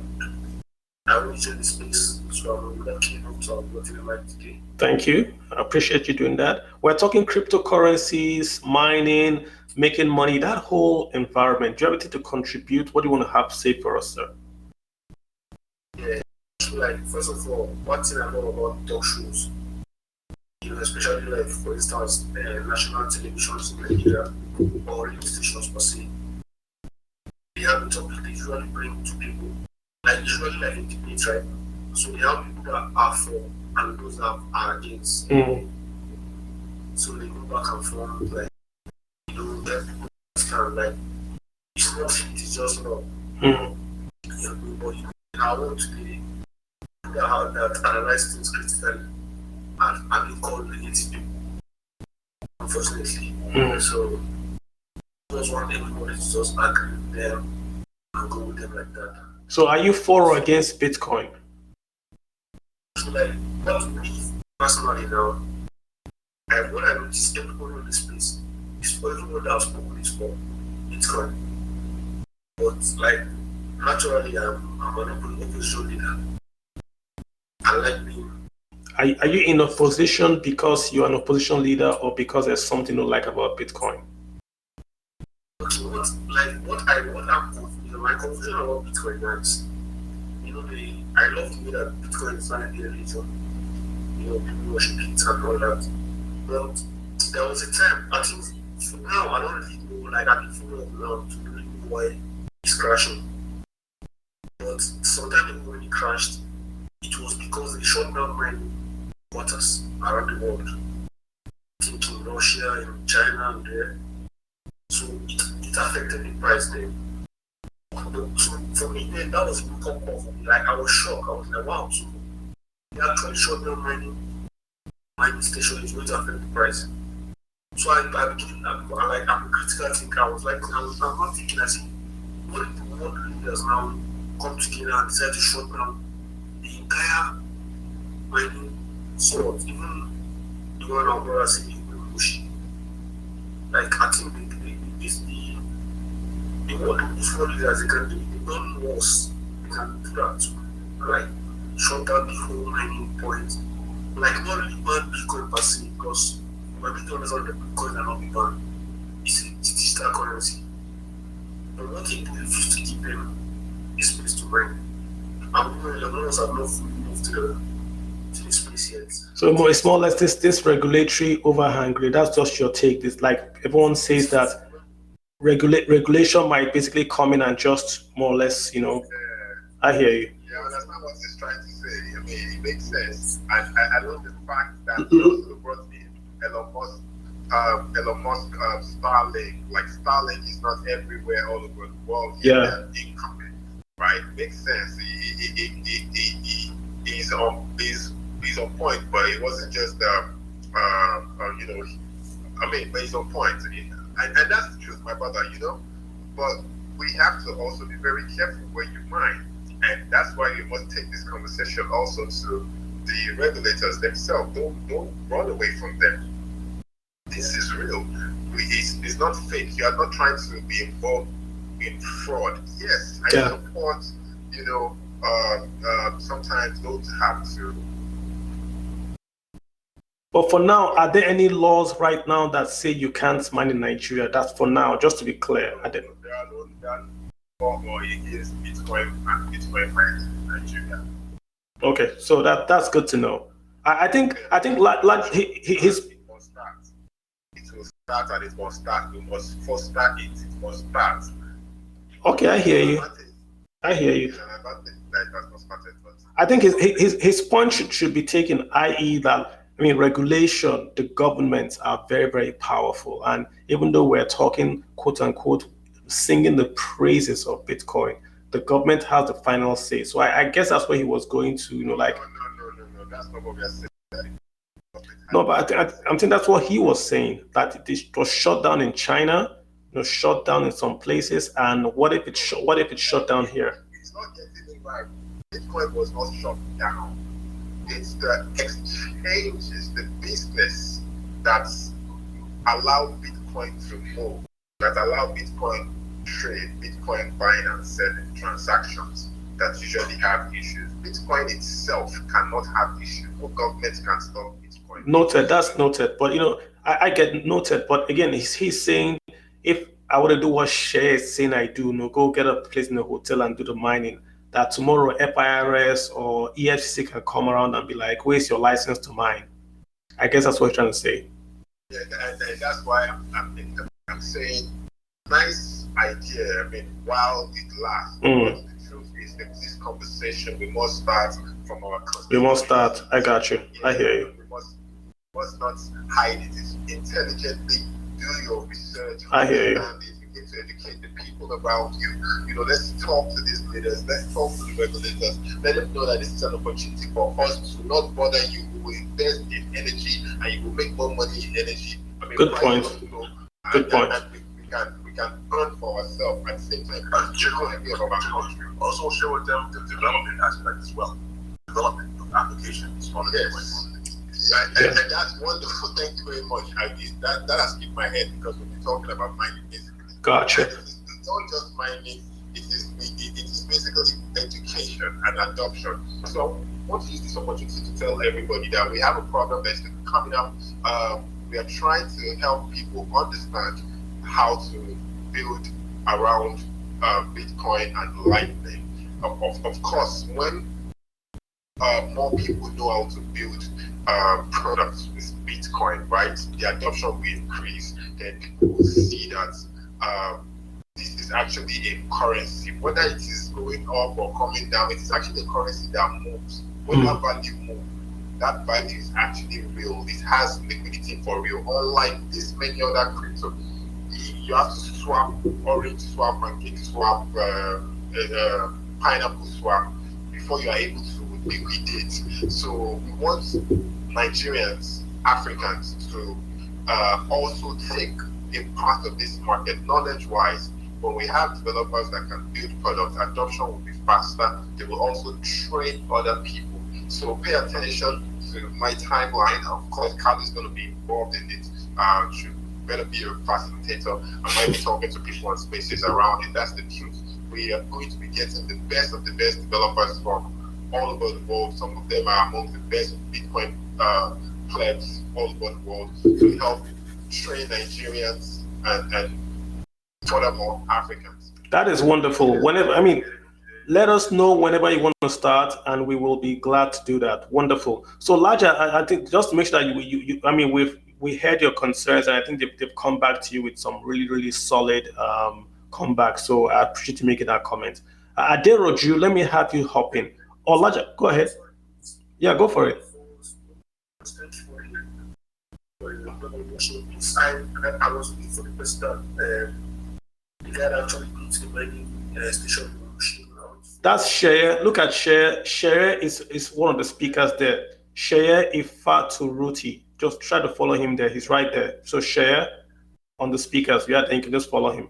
And guys, follow everyone speaking just to be sure. Just follow everyone speaking so that way you have everyone. And that's essentially the way to do it, right? So thanks, Laja. I'm going to have Aderoju come in and make a comment. Aderoju, how are you doing, sir? Yeah, I'm very well, thank you. Great, go for it. Yeah. All right, so thank you so much. I think speaking of following, the last lady that spoke, I think investors, I'm not quite sure about the lady. Yeah. That is investor NNK. Exactly. It's actually just NK. NK, okay. Okay, sorry. It's fine. So I must comment. The lady is so intelligent. Yeah, she schools me. She schools me. She schooled me on NFT a while back. So yeah, you should follow everyone here literally. So yeah, I'm very humble in this crypto thing. I don't know it. So once people teach me, I learn. Yeah. Thank you. So I think it's important to be open-minded, to be very teachable. That's how you absorb and learn a lot of things. So I knew about Bitcoin in 2016. That's the first time I heard about Bitcoin. And over time, I have intellectual curiosity. I like to learn things. I just wanted to know about what is this disruptive technology and what exactly is behind, what's the idea behind this entire thing. So, like the lady mentioned, it's important for us to admit that we are in a bear market. I mean, like I mentioned, I've known about Bitcoin since 2016, and I was there when the 2018 bear market happened. It was a total winter. I mean, sometimes There are days where you see Bitcoin move by just $5 and all. It was a terrible period, and I think we're just about having well, the playground is a little bit different now because now we have more institutional investors as compared to the 2018 market where it was basically dominated by retailers. That's true. So that is that. It's also very important for us to actually understand. I mean, what exactly we are getting ourselves into. I think a couple of speakers have spoken about that. And there was a thing I was on Twitter, and I saw this guy tweeted, he was condemning Bitcoin, talking about how he will never put his money into Bitcoin, and why would anybody put money into something that gets affected by the slightest bit of bad news. I think that time was when the whole Russian and Ukraine thing was at its peak then. I had this guy's DM, and I was having a conversation with him, and I saw the way he was responding. This guy doesn't even know anything about Bitcoin. He was just probably he just wanted to join a bandwagon and condemn what he knew everything about. So it's important for people to understand what they get themselves. So we should. So Roger, I get you. So more or less, you're asking folks to just basically count their chickens, know what you're doing, touch the cow before you buy it, count the teeth of the horse, all that kind of stuff. I agree with you completely, and I think it's the point we're making about the UST and the algorithm and all that kind of stuff. Completely agree with you. Yeah, I hear you. Yeah. So the thing is, let's be honest with ourselves. We're in a bear market, and it's my last 4 months, my last 4 years, only God knows. But it's also important that we pay attention to something. Satoshi Nakamoto wrote the Bitcoin white paper after the 2008 financial crisis, and then afterwards, I think Bitcoin was, the blockchain became active in 2009 or so. So if you follow that cycle, there's been a 4-year halving cycle that has been in play. I think the last one happened in 2020, which was what triggered the bull run of 2021, 2020 and 2021. So if you follow that trajectory, the next halving is going to happen in 2024, which is most likely going to trigger another bull run. So if you follow that, we might have the next bull run start. So you're saying, let me just summarize it. You're saying halving causes bull runs. Well, it might not be completely accurate, but based on past figures or based on past. So, but past performance, they say it's not. History. Yeah. I mean, that trajectory has been accurate. Yeah, but is past performance indicative of future performance? So there might be some few changes that have happened. Like I mentioned earlier on, there are new players in the market now. We have more institutional investors in the market. As a matter of fact, I think towards the end of last year, when Bitcoin topped around 68, 69,000, there were a lot of guys, all these guys on YouTube that were showing, they talk to people to buy it up and all that. And the issue of the matter is, it's important for you to be extremely careful with the kind of people you listen to, because yeah, Roger, I agree with you. That's why I'm asking these questions. Bob, I'm going to bring you in, but we'll have to be very, very careful when we say something will cause something, right? Like, I don't know anything about Bitcoin, how and all, but I don't think any event going forward will cause any event coming. Let me get Baba to come in, then all of you can speak. Baba can come, then investor, everyone can speak. Roger, can you just hold on a bit? So Baba, go real quick, then investor, yeah. Yeah, thank you. I'm just going to make a couple of comments. But I think if we understand how I understand it, was there to take the currency printing away from central banks. So the market cap that Bitcoin is going after is at least $200 trillion is where it's going. And when a money, whenever you have something that becomes new money, it will be volatile. But it's volatile on the way up. So if you zoom out on the chart of Bitcoin, you see that it's slowly and steadily going up over time. And I think the halvings did have an effect in the beginning because there was a lot of coins that came out initially, but 19 million coins are already out there. So now going forward, I think what's going to happen is it's the adoption that is going to give the growth to Bitcoin, not the supply itself. So right now, we were at 150 million users last year, and it's projected to go up to 1 billion people that hold Bitcoin by 2025. you see, and we're very early is very low price right now. $2 cost averaging part of your portfolio is 1 to 5% is all you need in your portfolio. Make it a really hedge against inflation and all of the currencies. Up in the list. Great resource. It's got 4 short videos. Watch all 4. It's a hello video, and they have a lot of resources that you can use to continue doing your learning. 100 hours minimum. Okay. All right, Basil. So, and I just want to say hello to my friend here, and then NMK. Thank you for posting my phone up there. That was quick. Thank you. Great. Thank you for having me up here. You're very welcome. Anytime, just come in and yeah. So I want to have NK go make a quick talk. I'm just go around the block if you guys don't mind. NK, go for it.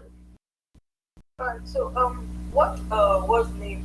What Adepoju? Yeah, Adepoju said about halving is not wrong. So apparently there is this thing in trading. It's a saying that trading is repetitive and history always repeats itself. It's a thing in trading, right? In the 2017 bull run / bear market, we saw a halving. Halving is a situation whereby mining cost is cut, and then there is I don't know how to explain it for people to get it without being very technical. No, but what you're saying is this. So I also trade, not Bitcoin. I also trade, and what I'm trying to say is that we cannot. When they say past performance, there's a reason why they put that in there, because the efficient market theory states that if everyone knows something will happen, then there's no benefit going forward. If you and I know that this car will be on this side of the road by tomorrow, then we can't bet on it. There's no arbitrage opportunity on betting on that car. So if everyone knows that halving is going to happen in 2025 and that prices are going to go down, then folks are going to take positions today. So the arbitrage is gone. That's the point about trading an efficient market. We can argue if it exists, but that is it, right? Here's my own take, right? He is not wrong, but he's also wrong. I think when I had my first speech with you, where you gave me the platform to speak, I said that 2 truths can coexist. Now, historically, we've seen every halving year bring a bull run. But the one in 2020, I don't think it was halving alone that brought about the bull run, because halving occurred and then the market didn't just immediately start pumping. But then we saw what the US Feds did, which they did quantitative easing. That was to the stimulus that was printed to enable people, take care of themselves during COVID-19. I feel I want to say that was one of the things that also spurred the bull run, because there was money in supply, money in circulation, and people were buying crypto. Okay, halving is basically the process of halving the rewards of mining Bitcoin. Right, we half the reward that miners get after every 210,000 blocks have been mined. Okay, so when halving occurs, every year halving occurs, we always see the crypto market skyrocket. Sometimes people say it's because miners have not been paid, are not getting paid as much. That's why the market runs. But it's just like something that's happened, and people have literally just taking it as a culture in the crypto space, and it's actually been working. But okay, I hear you. Because the first time it's a mistake, you do the second time it's not. I hear you. I'm just saying, just so people understand, if you're trading, you can't say this is going to happen tomorrow. But I hear you. I hear the point you're making. Someone else wanted to speak. So if you got the floor, yeah. Was that Skoda? I can go on to speak. Yeah, go for it.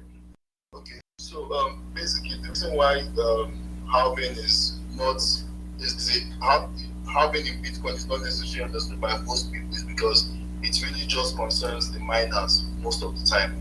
So basically, to make it more simpler, halving is just simply saying, I remember when I was mining, the supply was 12 or 12 and a half Bitcoins were released at each block. So when halving occurs, now the figure has now dropped down to 6.25. So I think that is the economics factor of demand and supply that Satoshi Nakamoto included in the code of Bitcoin, where meaning the lower the supply, the higher the demand. So if less Bitcoins are entering into the world for transactions every 4 years, the chances are the fiat conversion price of Bitcoin will go up because supply is dwindling. And the last Bitcoin is not going to be mined until 2100 at the turn of the century. So it has been timed programmatically till 2100 that's when the last Bitcoin will be mined. So obviously we have about 19 or maybe 18 to 20 million Bitcoins that are circulated right now, but the last one will be mined to 2100. So effectively, as time passes by, Bitcoin is going to become rarer and rarer. So that's the whole concept of how for people to understand. I don't know if if I'm going to buttress, you're very right, bro. Let me just add to it. It's not a cultural thing for Bitcoiners. It's something that's so Bitcoin halving is basically the process of halving the rewards of the miners. The rewards of mining Bitcoin after every 210,000 blocks of Bitcoin mining. So this really reduces the reward that the miners get as more blocks are mined. So every time we have Bitcoin halving every 4 years, like the World Cup 4 years, it limits the supply of new coins. That's where the prices of Bitcoin can actually go up. That if the demand for Bitcoin remains or shoots high, the price will definitely go up. So the more the price go up, the lesser the reward of the miners. And this is why Bitcoin is superb. And it's 21 million, just 21 million fixed. It can never be 21.1 million. So limited supply to just keep that price up more or less. Absolutely. Exactly. Gotcha. Charles, I got Charles here wanting to speak. Charles, you can come off mute. Let's hear what you want to say.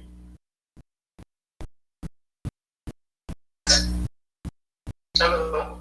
How are you, Sir Charles? How can we help? What's going on? What do you want to talk about? Charlie, my man. I'm thinking for myself. Alright, guys. I'm here. I think this has been a very good eye opener. My name is Charles Obakumba. Bitcoin and the whole crypto space that we are in, talking crypto and all that, it's cool, right? I think I've learned a lot from many people here, even somebody who has shared is my buddy also, and some other few people I can see here. Now, what I want to say is regarding crypto and all that we are seeing, what we are experiencing currently, bear markets coming in, coin. I know lots of people with what has happened to UST who feel that it's a low area, but I will tell you that stablecoin is actually what is helping or has helped the industry to what it is today. Because as of 2018, when the bear market happened, many people actually went back to the village because there was no way to hedge your crypto when it is falling or going down. So now we have stable coin and it is all experiment, right? So being experimented. I would like to maybe bring in the aspect of regulation into all this. Countries are struggling. Country Nigeria is also struggling. Even if we have seen more of like a rush work with what the SEC currently released, the regulation on digital assets, which is not very favorable to startups down here in the country. We are seeing governments around the world trying to stem the use of crypto, but subtly doing it, right? And that is why we are hearing about the CBDC here and there. And CBDC, for some, I know the American government is still trying to weigh in if they should go on with theirs or if they should make use of one that is a bit more stable, and that is the USDC as against USDT. For us here in our country, Nigeria, we already have the naira, but we are not. It has not gained much ground or attention. Crypto is still good. I don't think anybody should be afraid to come in and invest. I won't want to call coins for you to buy and all that, but whoever is having doubts because of what is currently happening, I believe those that it has happened to in the past are still living, and for them to hold on to crypto until now, I believe they are happy with that decision. So it is a future and it is going to be here. Yeah. Going anywhere. Charles, not to interrupt you. I like the point you made about crypto, stable coins being around today, giving people that hedge in the market coming down. I like that point very well because that's the first positive thing we've had about stable coins, I think, all night. So it's it's good. I like it. But what's your take on this UST thing again, right? Do you think anyone would do UST going forward again? I mean, the guy that did the UST is saying no more UST. He's done. So if he's done, what would other folks be like? Also, hey, we're also done. No more algorithmic, or are we just going to do the one for one to dollar or to gold stablecoin? What do you think? All right. Well, for UST, I think that stable coin might be done for, right? Because it has lost the trust, and that is what powers the space, trusting in the code itself. And like I was talking with somebody earlier on, that was yesterday, that we can't take away human factor, right? Even though you build a code that is superb and all that, human factor is still very key and important into the crypto space, right? So you cannot really neglect that. For USDT, I think it is done, right? But for other crypto, this will actually give governments more reason to want to clamp down to regulate them, yeah? Yeah. Yeah, good point. Itself, right? Yeah, because it is like it's still the wild west. It's still the wild west globally. But with the coming regulation, especially the one of Financial Action Task Force, right, which Nigeria is currently trying to beat the vast regulation that has to do with you, all virtual asset providers using an open code to communicate with each other. If you don't, you won't be able to have your exchange, communicate with other exchange and all that. So we are already seeing a regulation coming in. I think with what's currently happening in BSC, other stable coins will want to try to avoid that. We have DAI. DAI has been on for a very long time, and it's still strong. DAI is not algorithmic, and it is attached to. Gotcha. So more or less, we should just anything algorithmic, we should just delete it more or less. It's fine. It's fine. The moment was fine, right? Every high, but I don't know the limit of that one, right? But Charles is a very sincere person. Carlos, did you hear what Charles said? Look, Charles is an expert in blockchain. He said human factor cannot be undermined. You cannot take it out of many of these innovations and wonderful innovations, and that's why I applaud the likes of Charles. A very few persons like him operate in the blockchain space worldwide, and this is what differentiates Bitcoin, because Bitcoin don't need no marketing team, no extra technology team or support team.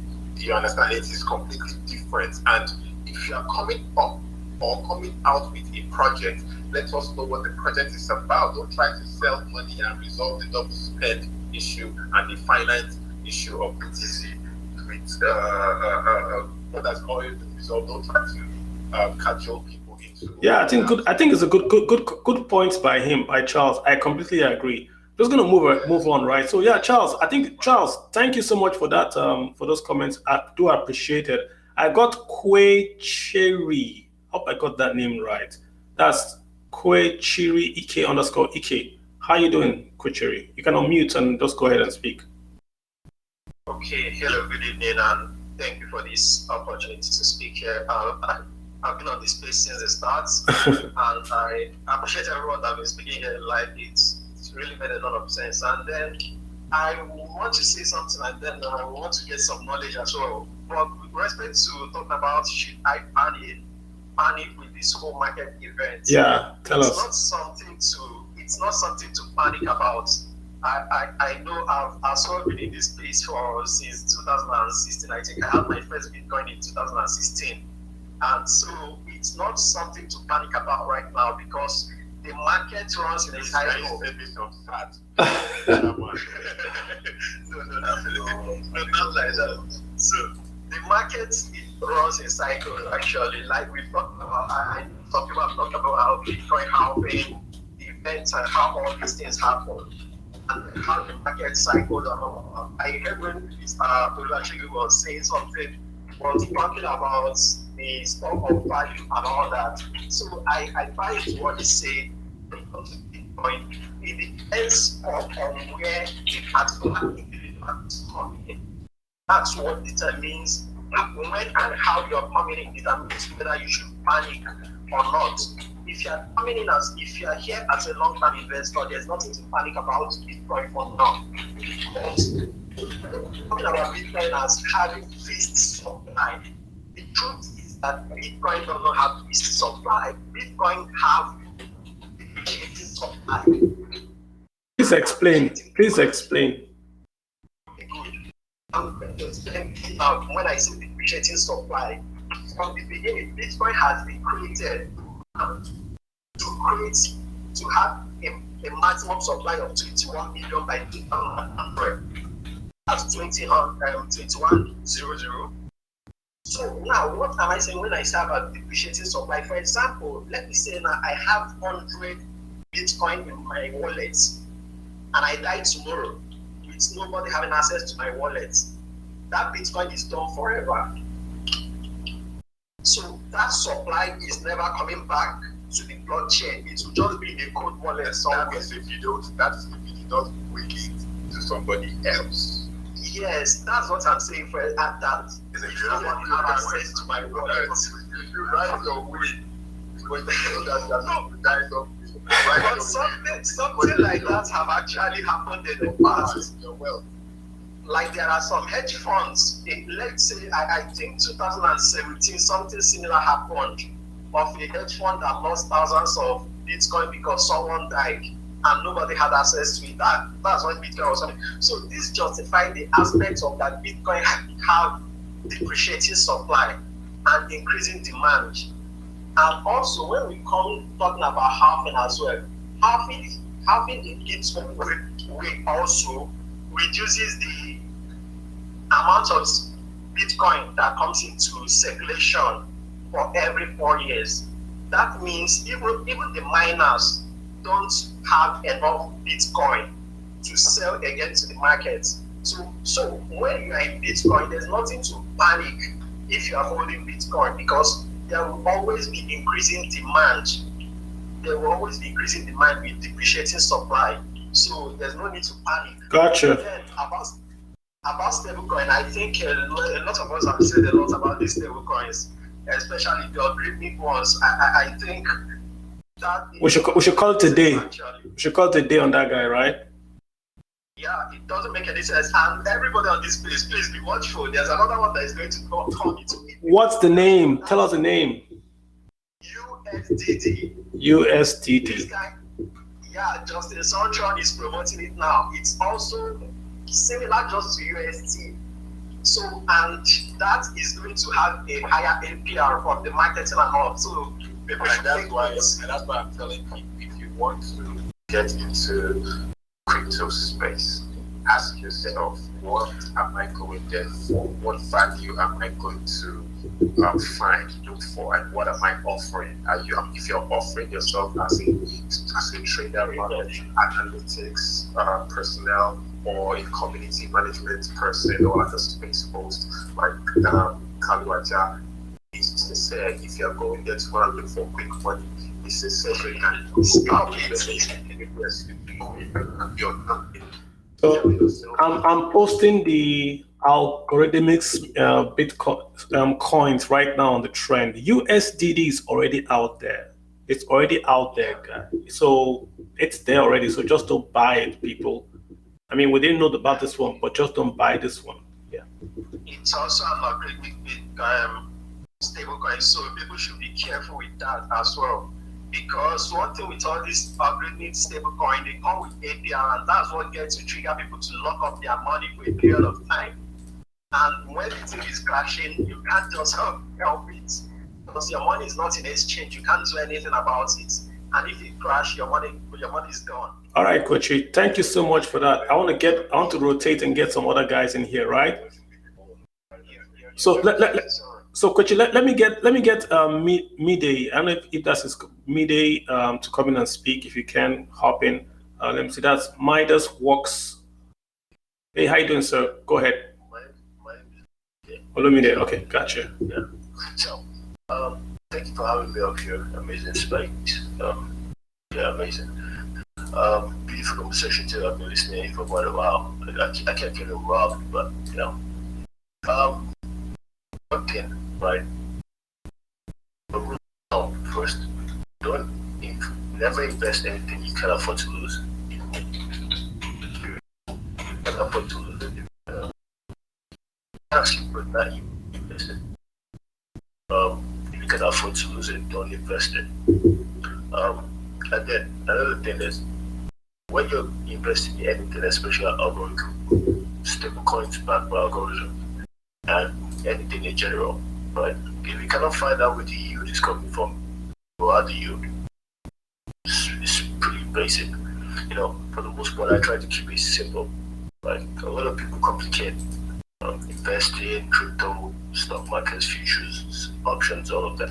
A lot of people stay complicated about it because helps complicated. Figure out where the yield is coming from, budget. What do you? Right. I got you. I agree. If you don't know what's going on, you are the guy going on. I agree with you. Gotcha. So, Dodo Bender, you go ahead, Midi. Sorry about that. Sorry. Yeah. Like I love Luna, right? The Terra ecosystem was amazing. I invested in Luna pre-IDL. I've been around for quite a little bit, right? So the whole structure of Luna, the tokenomics was already trash from the beginning. It was a smart tokenomics, but it wasn't sustainable. And that's the thing. When you see a protocol that's giving you amazing yield, a lot of yield, it's not sustainable 100%. Like what Carlo was saying, I think it was Oluwasegun or Carlo was saying earlier. If you get it super early, then you're good. If you get it before everybody, then you're good. It is a Ponzi. It was just a shit coin. No, it wasn't really a shit coin. Okay, you know why I would say it was a coin? If you look at the protocol, there were a lot of amazing tech in the protocol. And Astropod was amazing. Orion Money was amazing. There was a lot of innovative tech in the ecosystem. But the foundation of the ecosystem was shaken. It wasn't sustainable. Isn't that shit coin? My brother, what you're saying is true, but that's why we have to tell our people to know that they are gambling if you are depending on some set of people to work their magic in a centralized way and come and market to you and say you can double triple.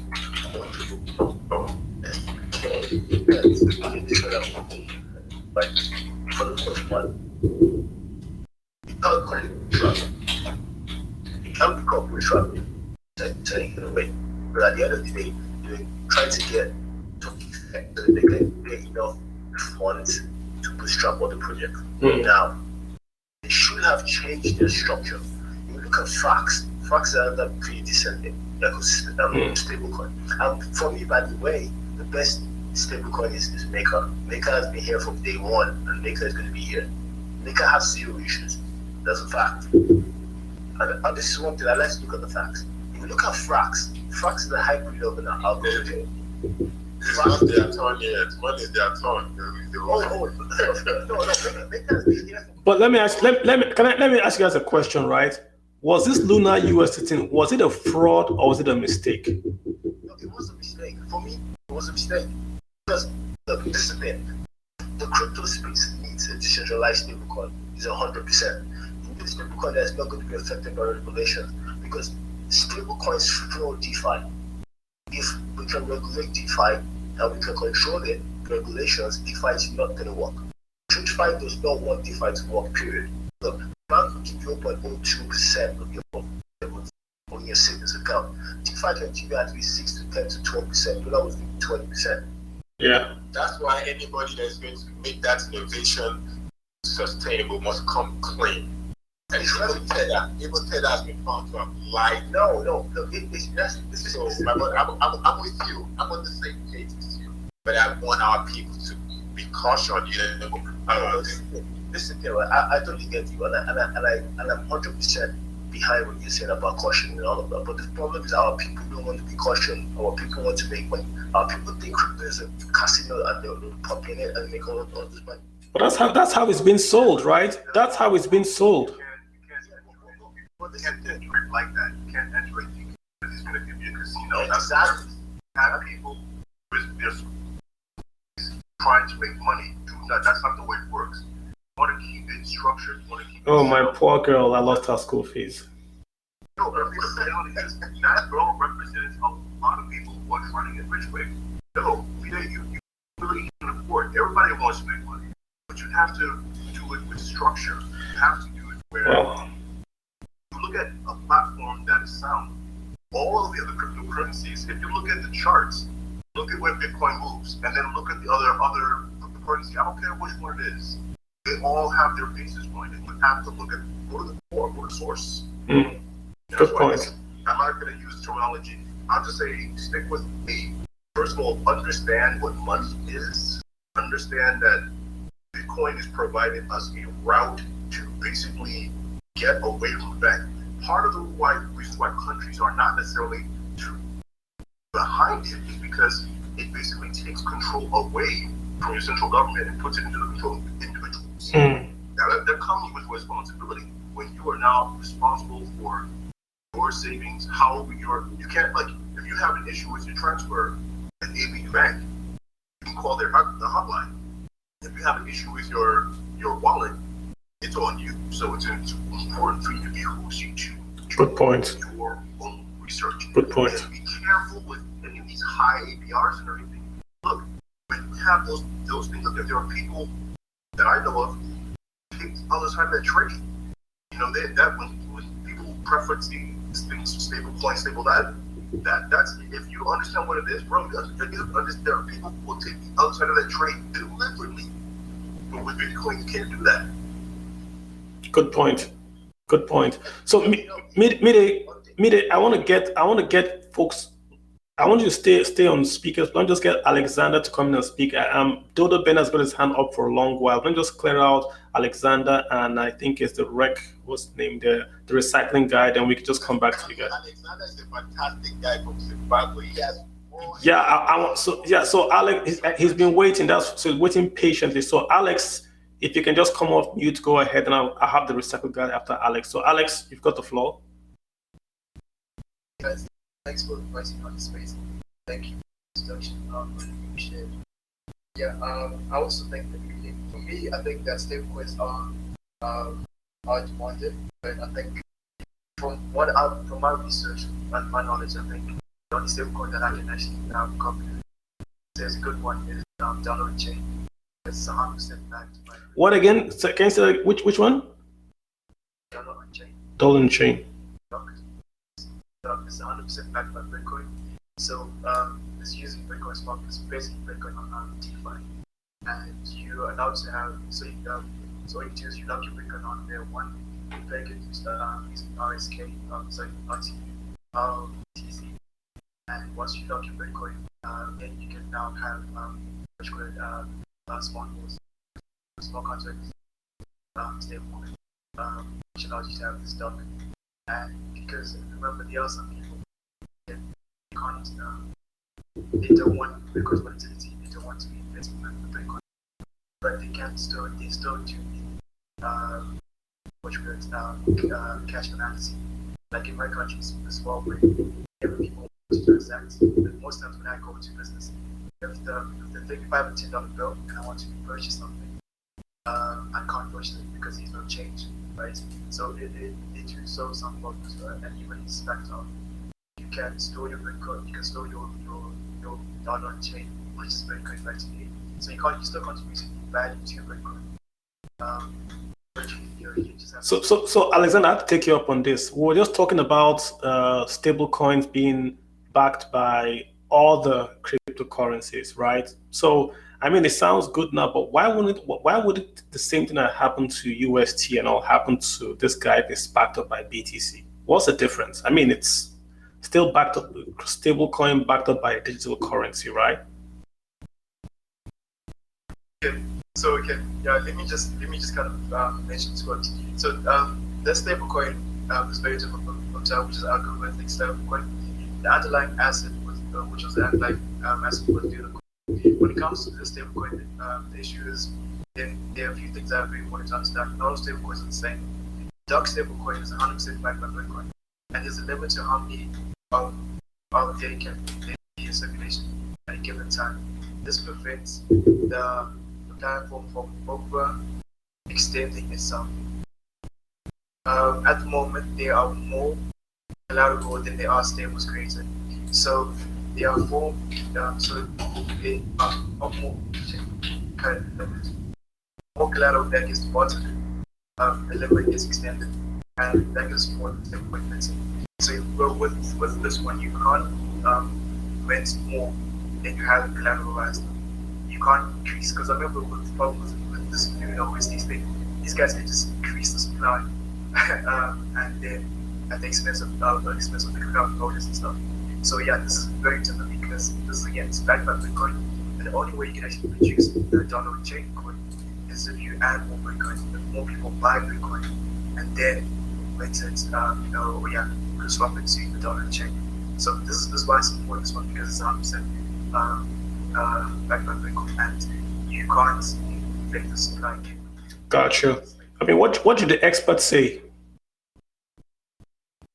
Oluwaseun, I mean, what do you guys say? I mean, For me, I mean, Alexander is my guy, and he knows what he's talking about. But the truth is, I don't fancy the crypto market does need a stable coin, right? But if you're coming into the market,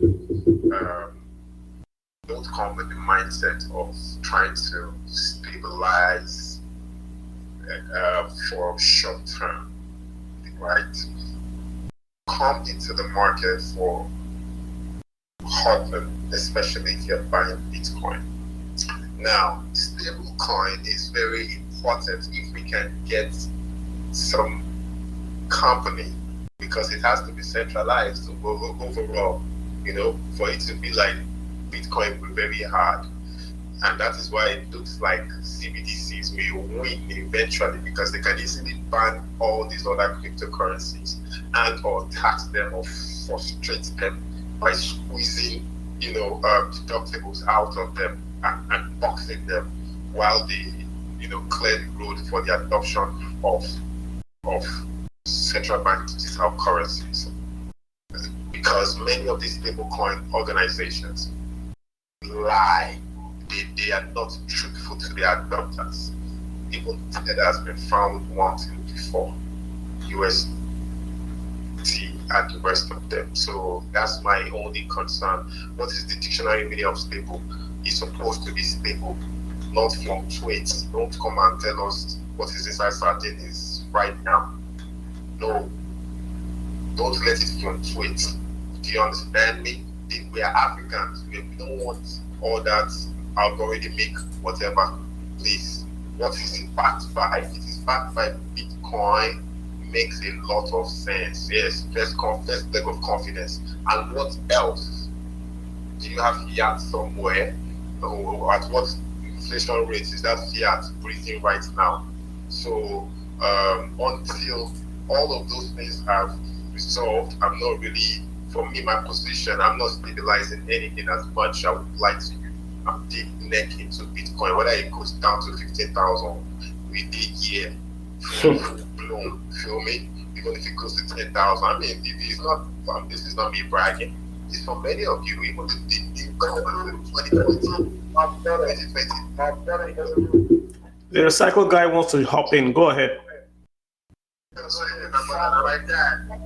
Facts. Now, what you're saying is facts. And I want to add three things, just something about mining, something about this stablecoin issue, and just something about more or less Bitcoin and the confidence we have in the currencies. So as far as the stablecoin issue, you're going to see all the technology just being formed around Bitcoin because it is a stable foundation.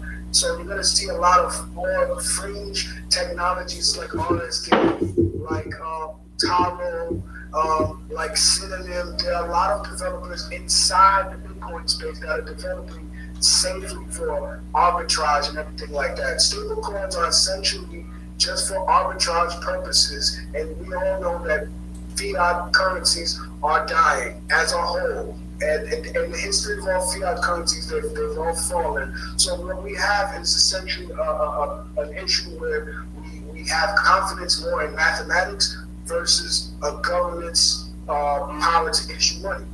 So that brings me into mining. I am a hobbyist miner. I listen to Mr.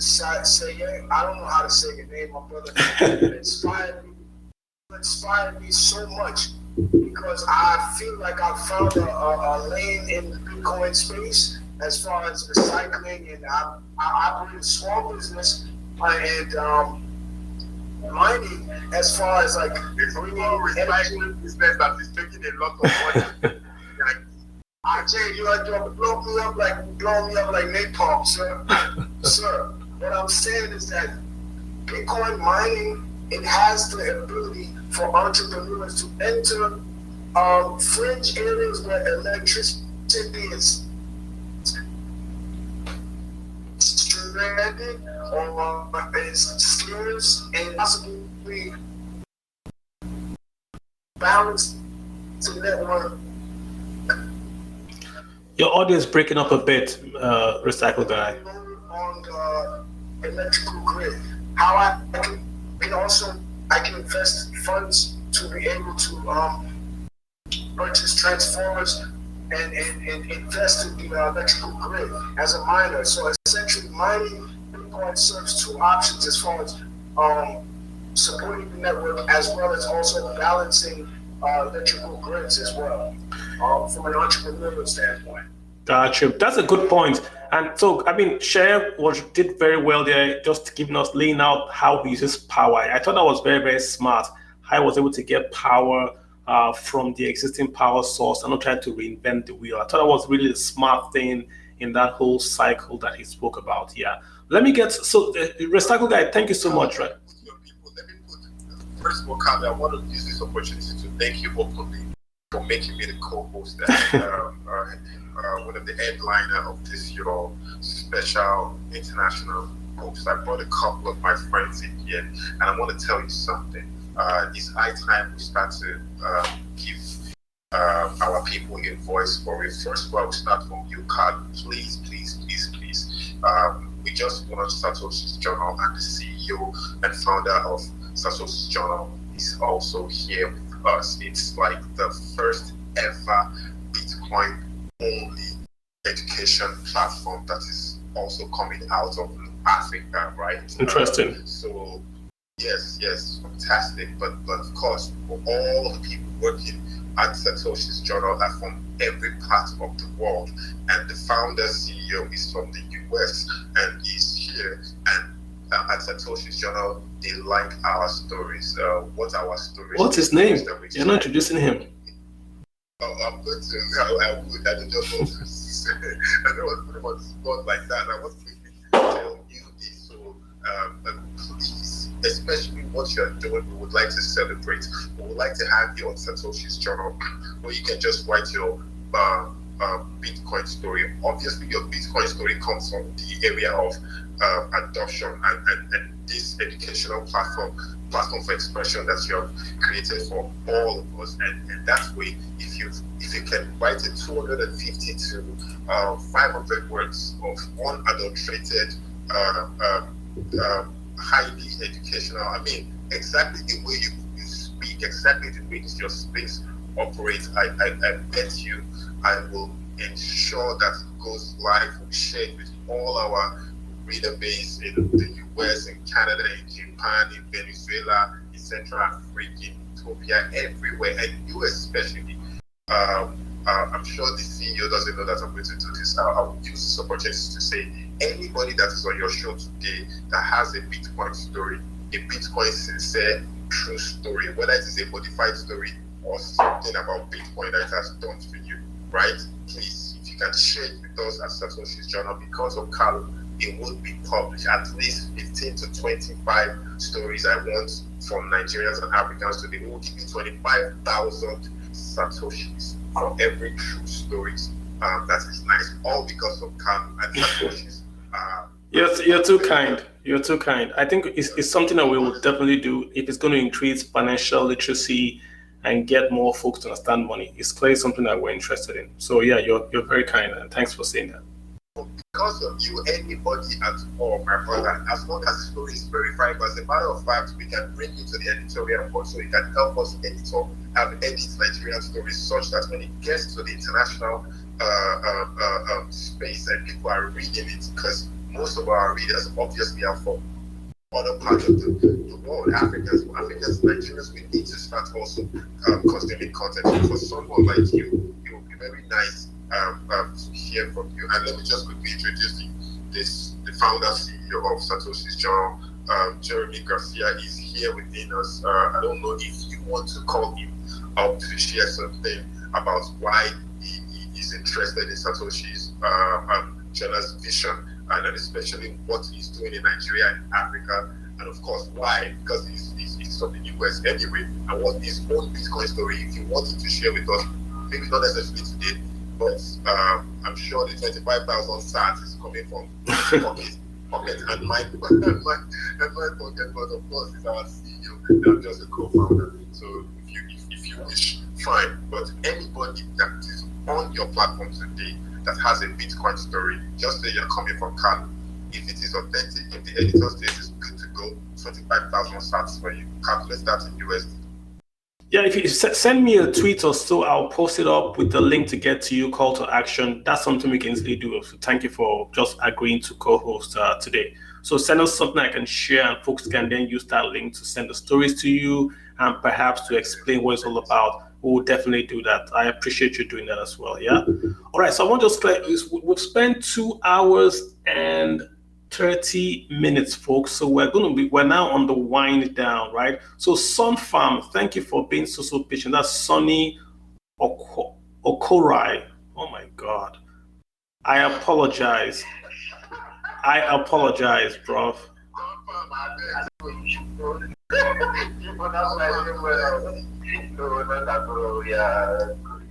How you doing? Great. Thanks for bringing me up to this stage. I think this is something I would want to chip in, especially as regards to BTC. Personally, I something said that your journey goes from shit coining, then you realize maybe you get it in, and then you realize, okay, I need to do something much more worthwhile. And then you go into the real thing. I think that's been my journey. I would say there is Bitcoin, then there are other things, right? Nothing can compete with Bitcoin. The reason why I went into, people have different reasons why they go into it.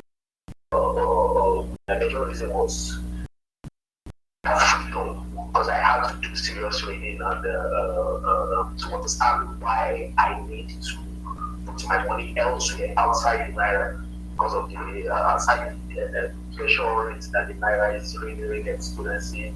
There are that freedom to transact, to send money across the, because I'm a software developer, and I realized that it's easy to send money from, for instance, US to Nigeria through any payment gateway. Most of these payment gateway like TransferWise and the others, but it's very difficult to send from Nigeria to the US. Very, very difficult. It's extremely difficult. So things like Bitcoin has made it very easy for payment to go across both ways across the globe. So people should do their proper research, read more about it. By the time you spend hours reading about why Bitcoin and why others, you will see the reasons why you should be really, really focused on Bitcoin. Every other thing is just a distraction, in my own opinion, right? So you should just do your research, not just to enjoy it because you see others posting, I need serious money from this, and do your own research, do your own research. After your research, you be convinced of why you should go into it because that's just my one sense thinking. Thank you so much for that. So, guys, I want to just run back on the room because we have lots of folks that have spoken before. I want to just come back and make a speech or make a clarification. Dodo Bender, I have you. After I'm going to have Alexander, and then we'll go back to the top of the page and just have those guys speak as well. So, Dodo Bender, you've got the floor, then Alexander, and then I'll go to Kramer, and we'll just go back on the floor and start to wind down. So, go ahead, sir. Yeah. Good day, everyone. Jay was just joined. I just wanted to round up basically a few points, kind of. I'll just start with the stablecoin issue, and well, like I said earlier, I always advise everybody to do their own research. Like do your own research before you invest in anything. Try and read and assimilate as much information about anything you are investing. It's your money. You need to tend to read. You need to take it seriously. You don't just jump on the bandwagon. Oh, they're paying 20% APR. How are they paying you this money? Where are they getting resources from to pay you this money? So those are researches that people need to do before they invest in, especially in all these kind of stablecoin. But be that as it may, I personally believe that we need a decentralized stablecoin in the system. A stablecoin that actually works decentralized, algorithmic or not. I don't believe in USDT because apparently they've had issues on their own, and if we are trying to build a decentralized world, we need a stable coin that is actually decentralized, and Bitcoin cannot play that role on its own. So I'm really rooting for people that will come up with different technologies that will actually push that whole sector. Then I also wanted to talk about mining. I've heard a lot of people talk about mining in Nigeria. Personally, I think electricity is the main issue that a lot of people will have with all that. I think a couple of months ago, I heard, I think ExxonMobil was trying to build a mining rig at the Akwa Ibom terminal and all that. Those are things that I would actually love to encourage Nigerians to do and, push the whole cryptocurrency ecosystem in the country forward, and it will really help if we could work together, assist each other and just try to push boundaries as a country and a nation. Because at the end of the day, I got into cryptocurrency not because of I wanted to make money, but because I wanted to hedge myself against a falling naira. I still remember in 2020 when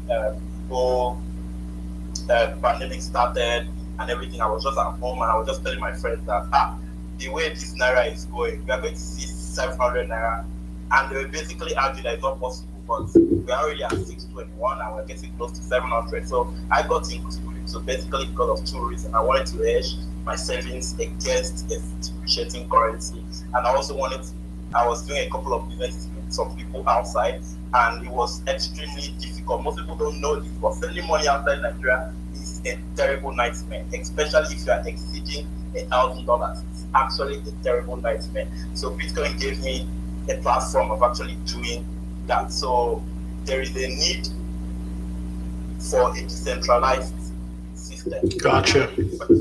I've keyed into it for a couple of years, and I would love to encourage everybody. But before you invest in anything, please try. Do your due diligence, right? Yes. That's the word from everyone here, and we want to encourage folks to always do the due diligence. Thanks so much, Sunfile. I'm going to have Alexander to come back and just also make his closing remarks. Alexander? Thanks for just making the closing remarks pretty quick. So if I be honest, most of my money, almost all my money, 90% of all my money is in Bitcoin. They're one. I don't even know any stablecoins. But there is something that people, I think, you want to consider. The first thing is that most investors hold at least 10% of their of their portfolio in actual cash and waiting for opportunities to buy the right? So you're going to be holding that fiat, you're going to be holding that as US dollars. Why don't you use the dollar chain, which based information selling your Bitcoin, which is holding it in there too, or yeah, in small quantity, and you still contributing back, and then you want to buy into Bitcoin, just easily swap, but you never really sold your Bitcoin, just before the volatility bought it back. The second point is that remember guys, Bitcoin DeFi, and a lot of people always talk about cryptocurrency and they are, but if you do not support these DeFi projects on Bitcoin, then like you're gonna all that DeFi will go to these other shitcoins that making it. So that's just my take on that. I don't know if you guys have a question, but thanks for chatting. Excellent, Alex. Thank you so much. Hello, Shigo. I see Jeremy on. Hello, I'm just going to say one thing. I have to actually go as well. Oh, gotcha. Yeah, go for it. Just to have people really look at, try to, if you can, if you have an interest in understanding kind of the core how the stuff works, take a look at the source code. I mean, there are actually videos in there that actually can walk you through the source code of how it works. Do you have a link to that? Actually, what I can do, I will refer to my brother who actually goes Sure. Materials. I'm actually kind of diving into Bitcoin more, and I don't want to scare people away from that. Gotcha. So no, but I'm just trying to be upfront because Sheikh on ground has a platform where he is educating people in Nigeria right now. What I'm saying is I can still forward you stuff, but if you want to do a deep dive like I'm doing it today, welcome to it. I encourage people who have an interest in data science, data engineering, computer science, look at the source code of Bitcoin, right? And what you're going to find is it's almost like looking at the DNA of the different. You're going to see all the other coins. You're going to see the variations in the specific code, in the specific files, where they modify it to be. But look at start there. That's all I want to say. I'm going to refer to Jeremy and Oluwasegun because I think they've got a good platform for Nigeria in Nigeria right now. Appreciate that. So I got Jeremy up. Jeremy, what's up? You want to say something? Welcome to Nigeria. Thank you, Jabu. Thank you, Olu. Thank you for everyone that's listening. I appreciate being on this space, and I'll be quick. Before we started Satoshi's Journal, we have a nonprofit that's called Fix the Money, Fix the World in Nigeria. I want to focus on that for now to tell you guys what Olu and I are doing. Olu and I came upon each other by happenstance in a Twitter space, and we decided to start with basically, I was trying to figure out how to maximize the amount of educational content that I could, as one person, provide for the world. And one person can do a lot. So, but you can do more when you have a great team around you. So we've developed a team that we're going to be translating a book by Anita Posh. The gentleman up here, Alexandra, knows she's been a huge Bitcoin advocate in Africa, everywhere from Zimbabwe to South Africa. I think currently she's helping Bitcoin Nakazi. If you guys aren't familiar with that, that's a version of what happened in El Salvador, Bitcoin Beach in El Salvador. The African version is happening in South Africa called Bitcoin Nakazi. So anyways, what Olu and I and my team are trying to do is we're going to translate Anita Posh's book called Learn Bitcoin into the most prominent Nigerian languages, Igbo, Hausa, and Yoruba. Yoruba, yep. I can't pronounce it very well. Yeah, so Yoruba, Igbo, and Hausa, and so we had 52 translators. We've thus have consolidated to 15, and we'll have a hackathon. It's the first of its kind, a translation hackathon in Nigeria. And these 15 translators, there's 5 of each language. They're going to translate those books and my team and I, with the help of donations at fixthemoneyfixtheworld.net, which is a nonprofit, we're gonna send all those books for free. Nice. As to the whole, as many people as possible. So I wanted to bring that up, and I shared in the nest the website. So if you guys want to see more on it, we're then going to use our translators in the future for. We have a for-profit. Satoshi's Journal is a for-profit Bitcoin publication. Our focus is to first and foremost provide content, educational content, and world news content. And we're going to be paying our contributors. That's one of the biggest differences we are in other Bitcoin publications. So if you're a writer, if you're an artist, if you're a businessman or woman, and you want to be posted on our website, we'll showcase your business or your art history. It's Bitcoin only content. For the meantime, to be on our platform is free, and then at some point we'll basically use the platform to showcase Bitcoin businesses for a very minor fee of Satoshis. We have to be able to operate as a business, but we will pay contributors their first article, 25,000 Satoshis, which that's not bad. Yeah, if you want to contribute an article thereafter, we'll give you 10,000 Satoshis after our editor goes through it. But we want to basically provide Bitcoiners a means to be able to share their stories, but also pay them for it. I mean, there's some excellent content creators out there, so that's essentially our mission. And thanks for giving me time. Thanks, Jeremy. Again, welcome. So it looks interesting. Let's get more information. I know lots of guys like to write and also love to read in Nigeria about this new stuff. It's a lot of adoption, but it's still new. Trust me, lots of folks don't really know a lot about this. So if we can write stuff in local languages to talk plainly and simply to lots of folks, it would help. That I can say. And Alexandria, who you had on the stage, he has wrote for us a beautifully written article in which he talks about what he's doing in Zimbabwe. Mm-hmm. And what he's doing with Anita Posh is an amazing thing. Essentially, the gentleman is there. So him with Anita, they're teaching people how to use cold wallets, how to store their Bitcoin offline, how to buy Bitcoin. And his article at satoshisjournal.com, you can actually see him with all the students and Anita.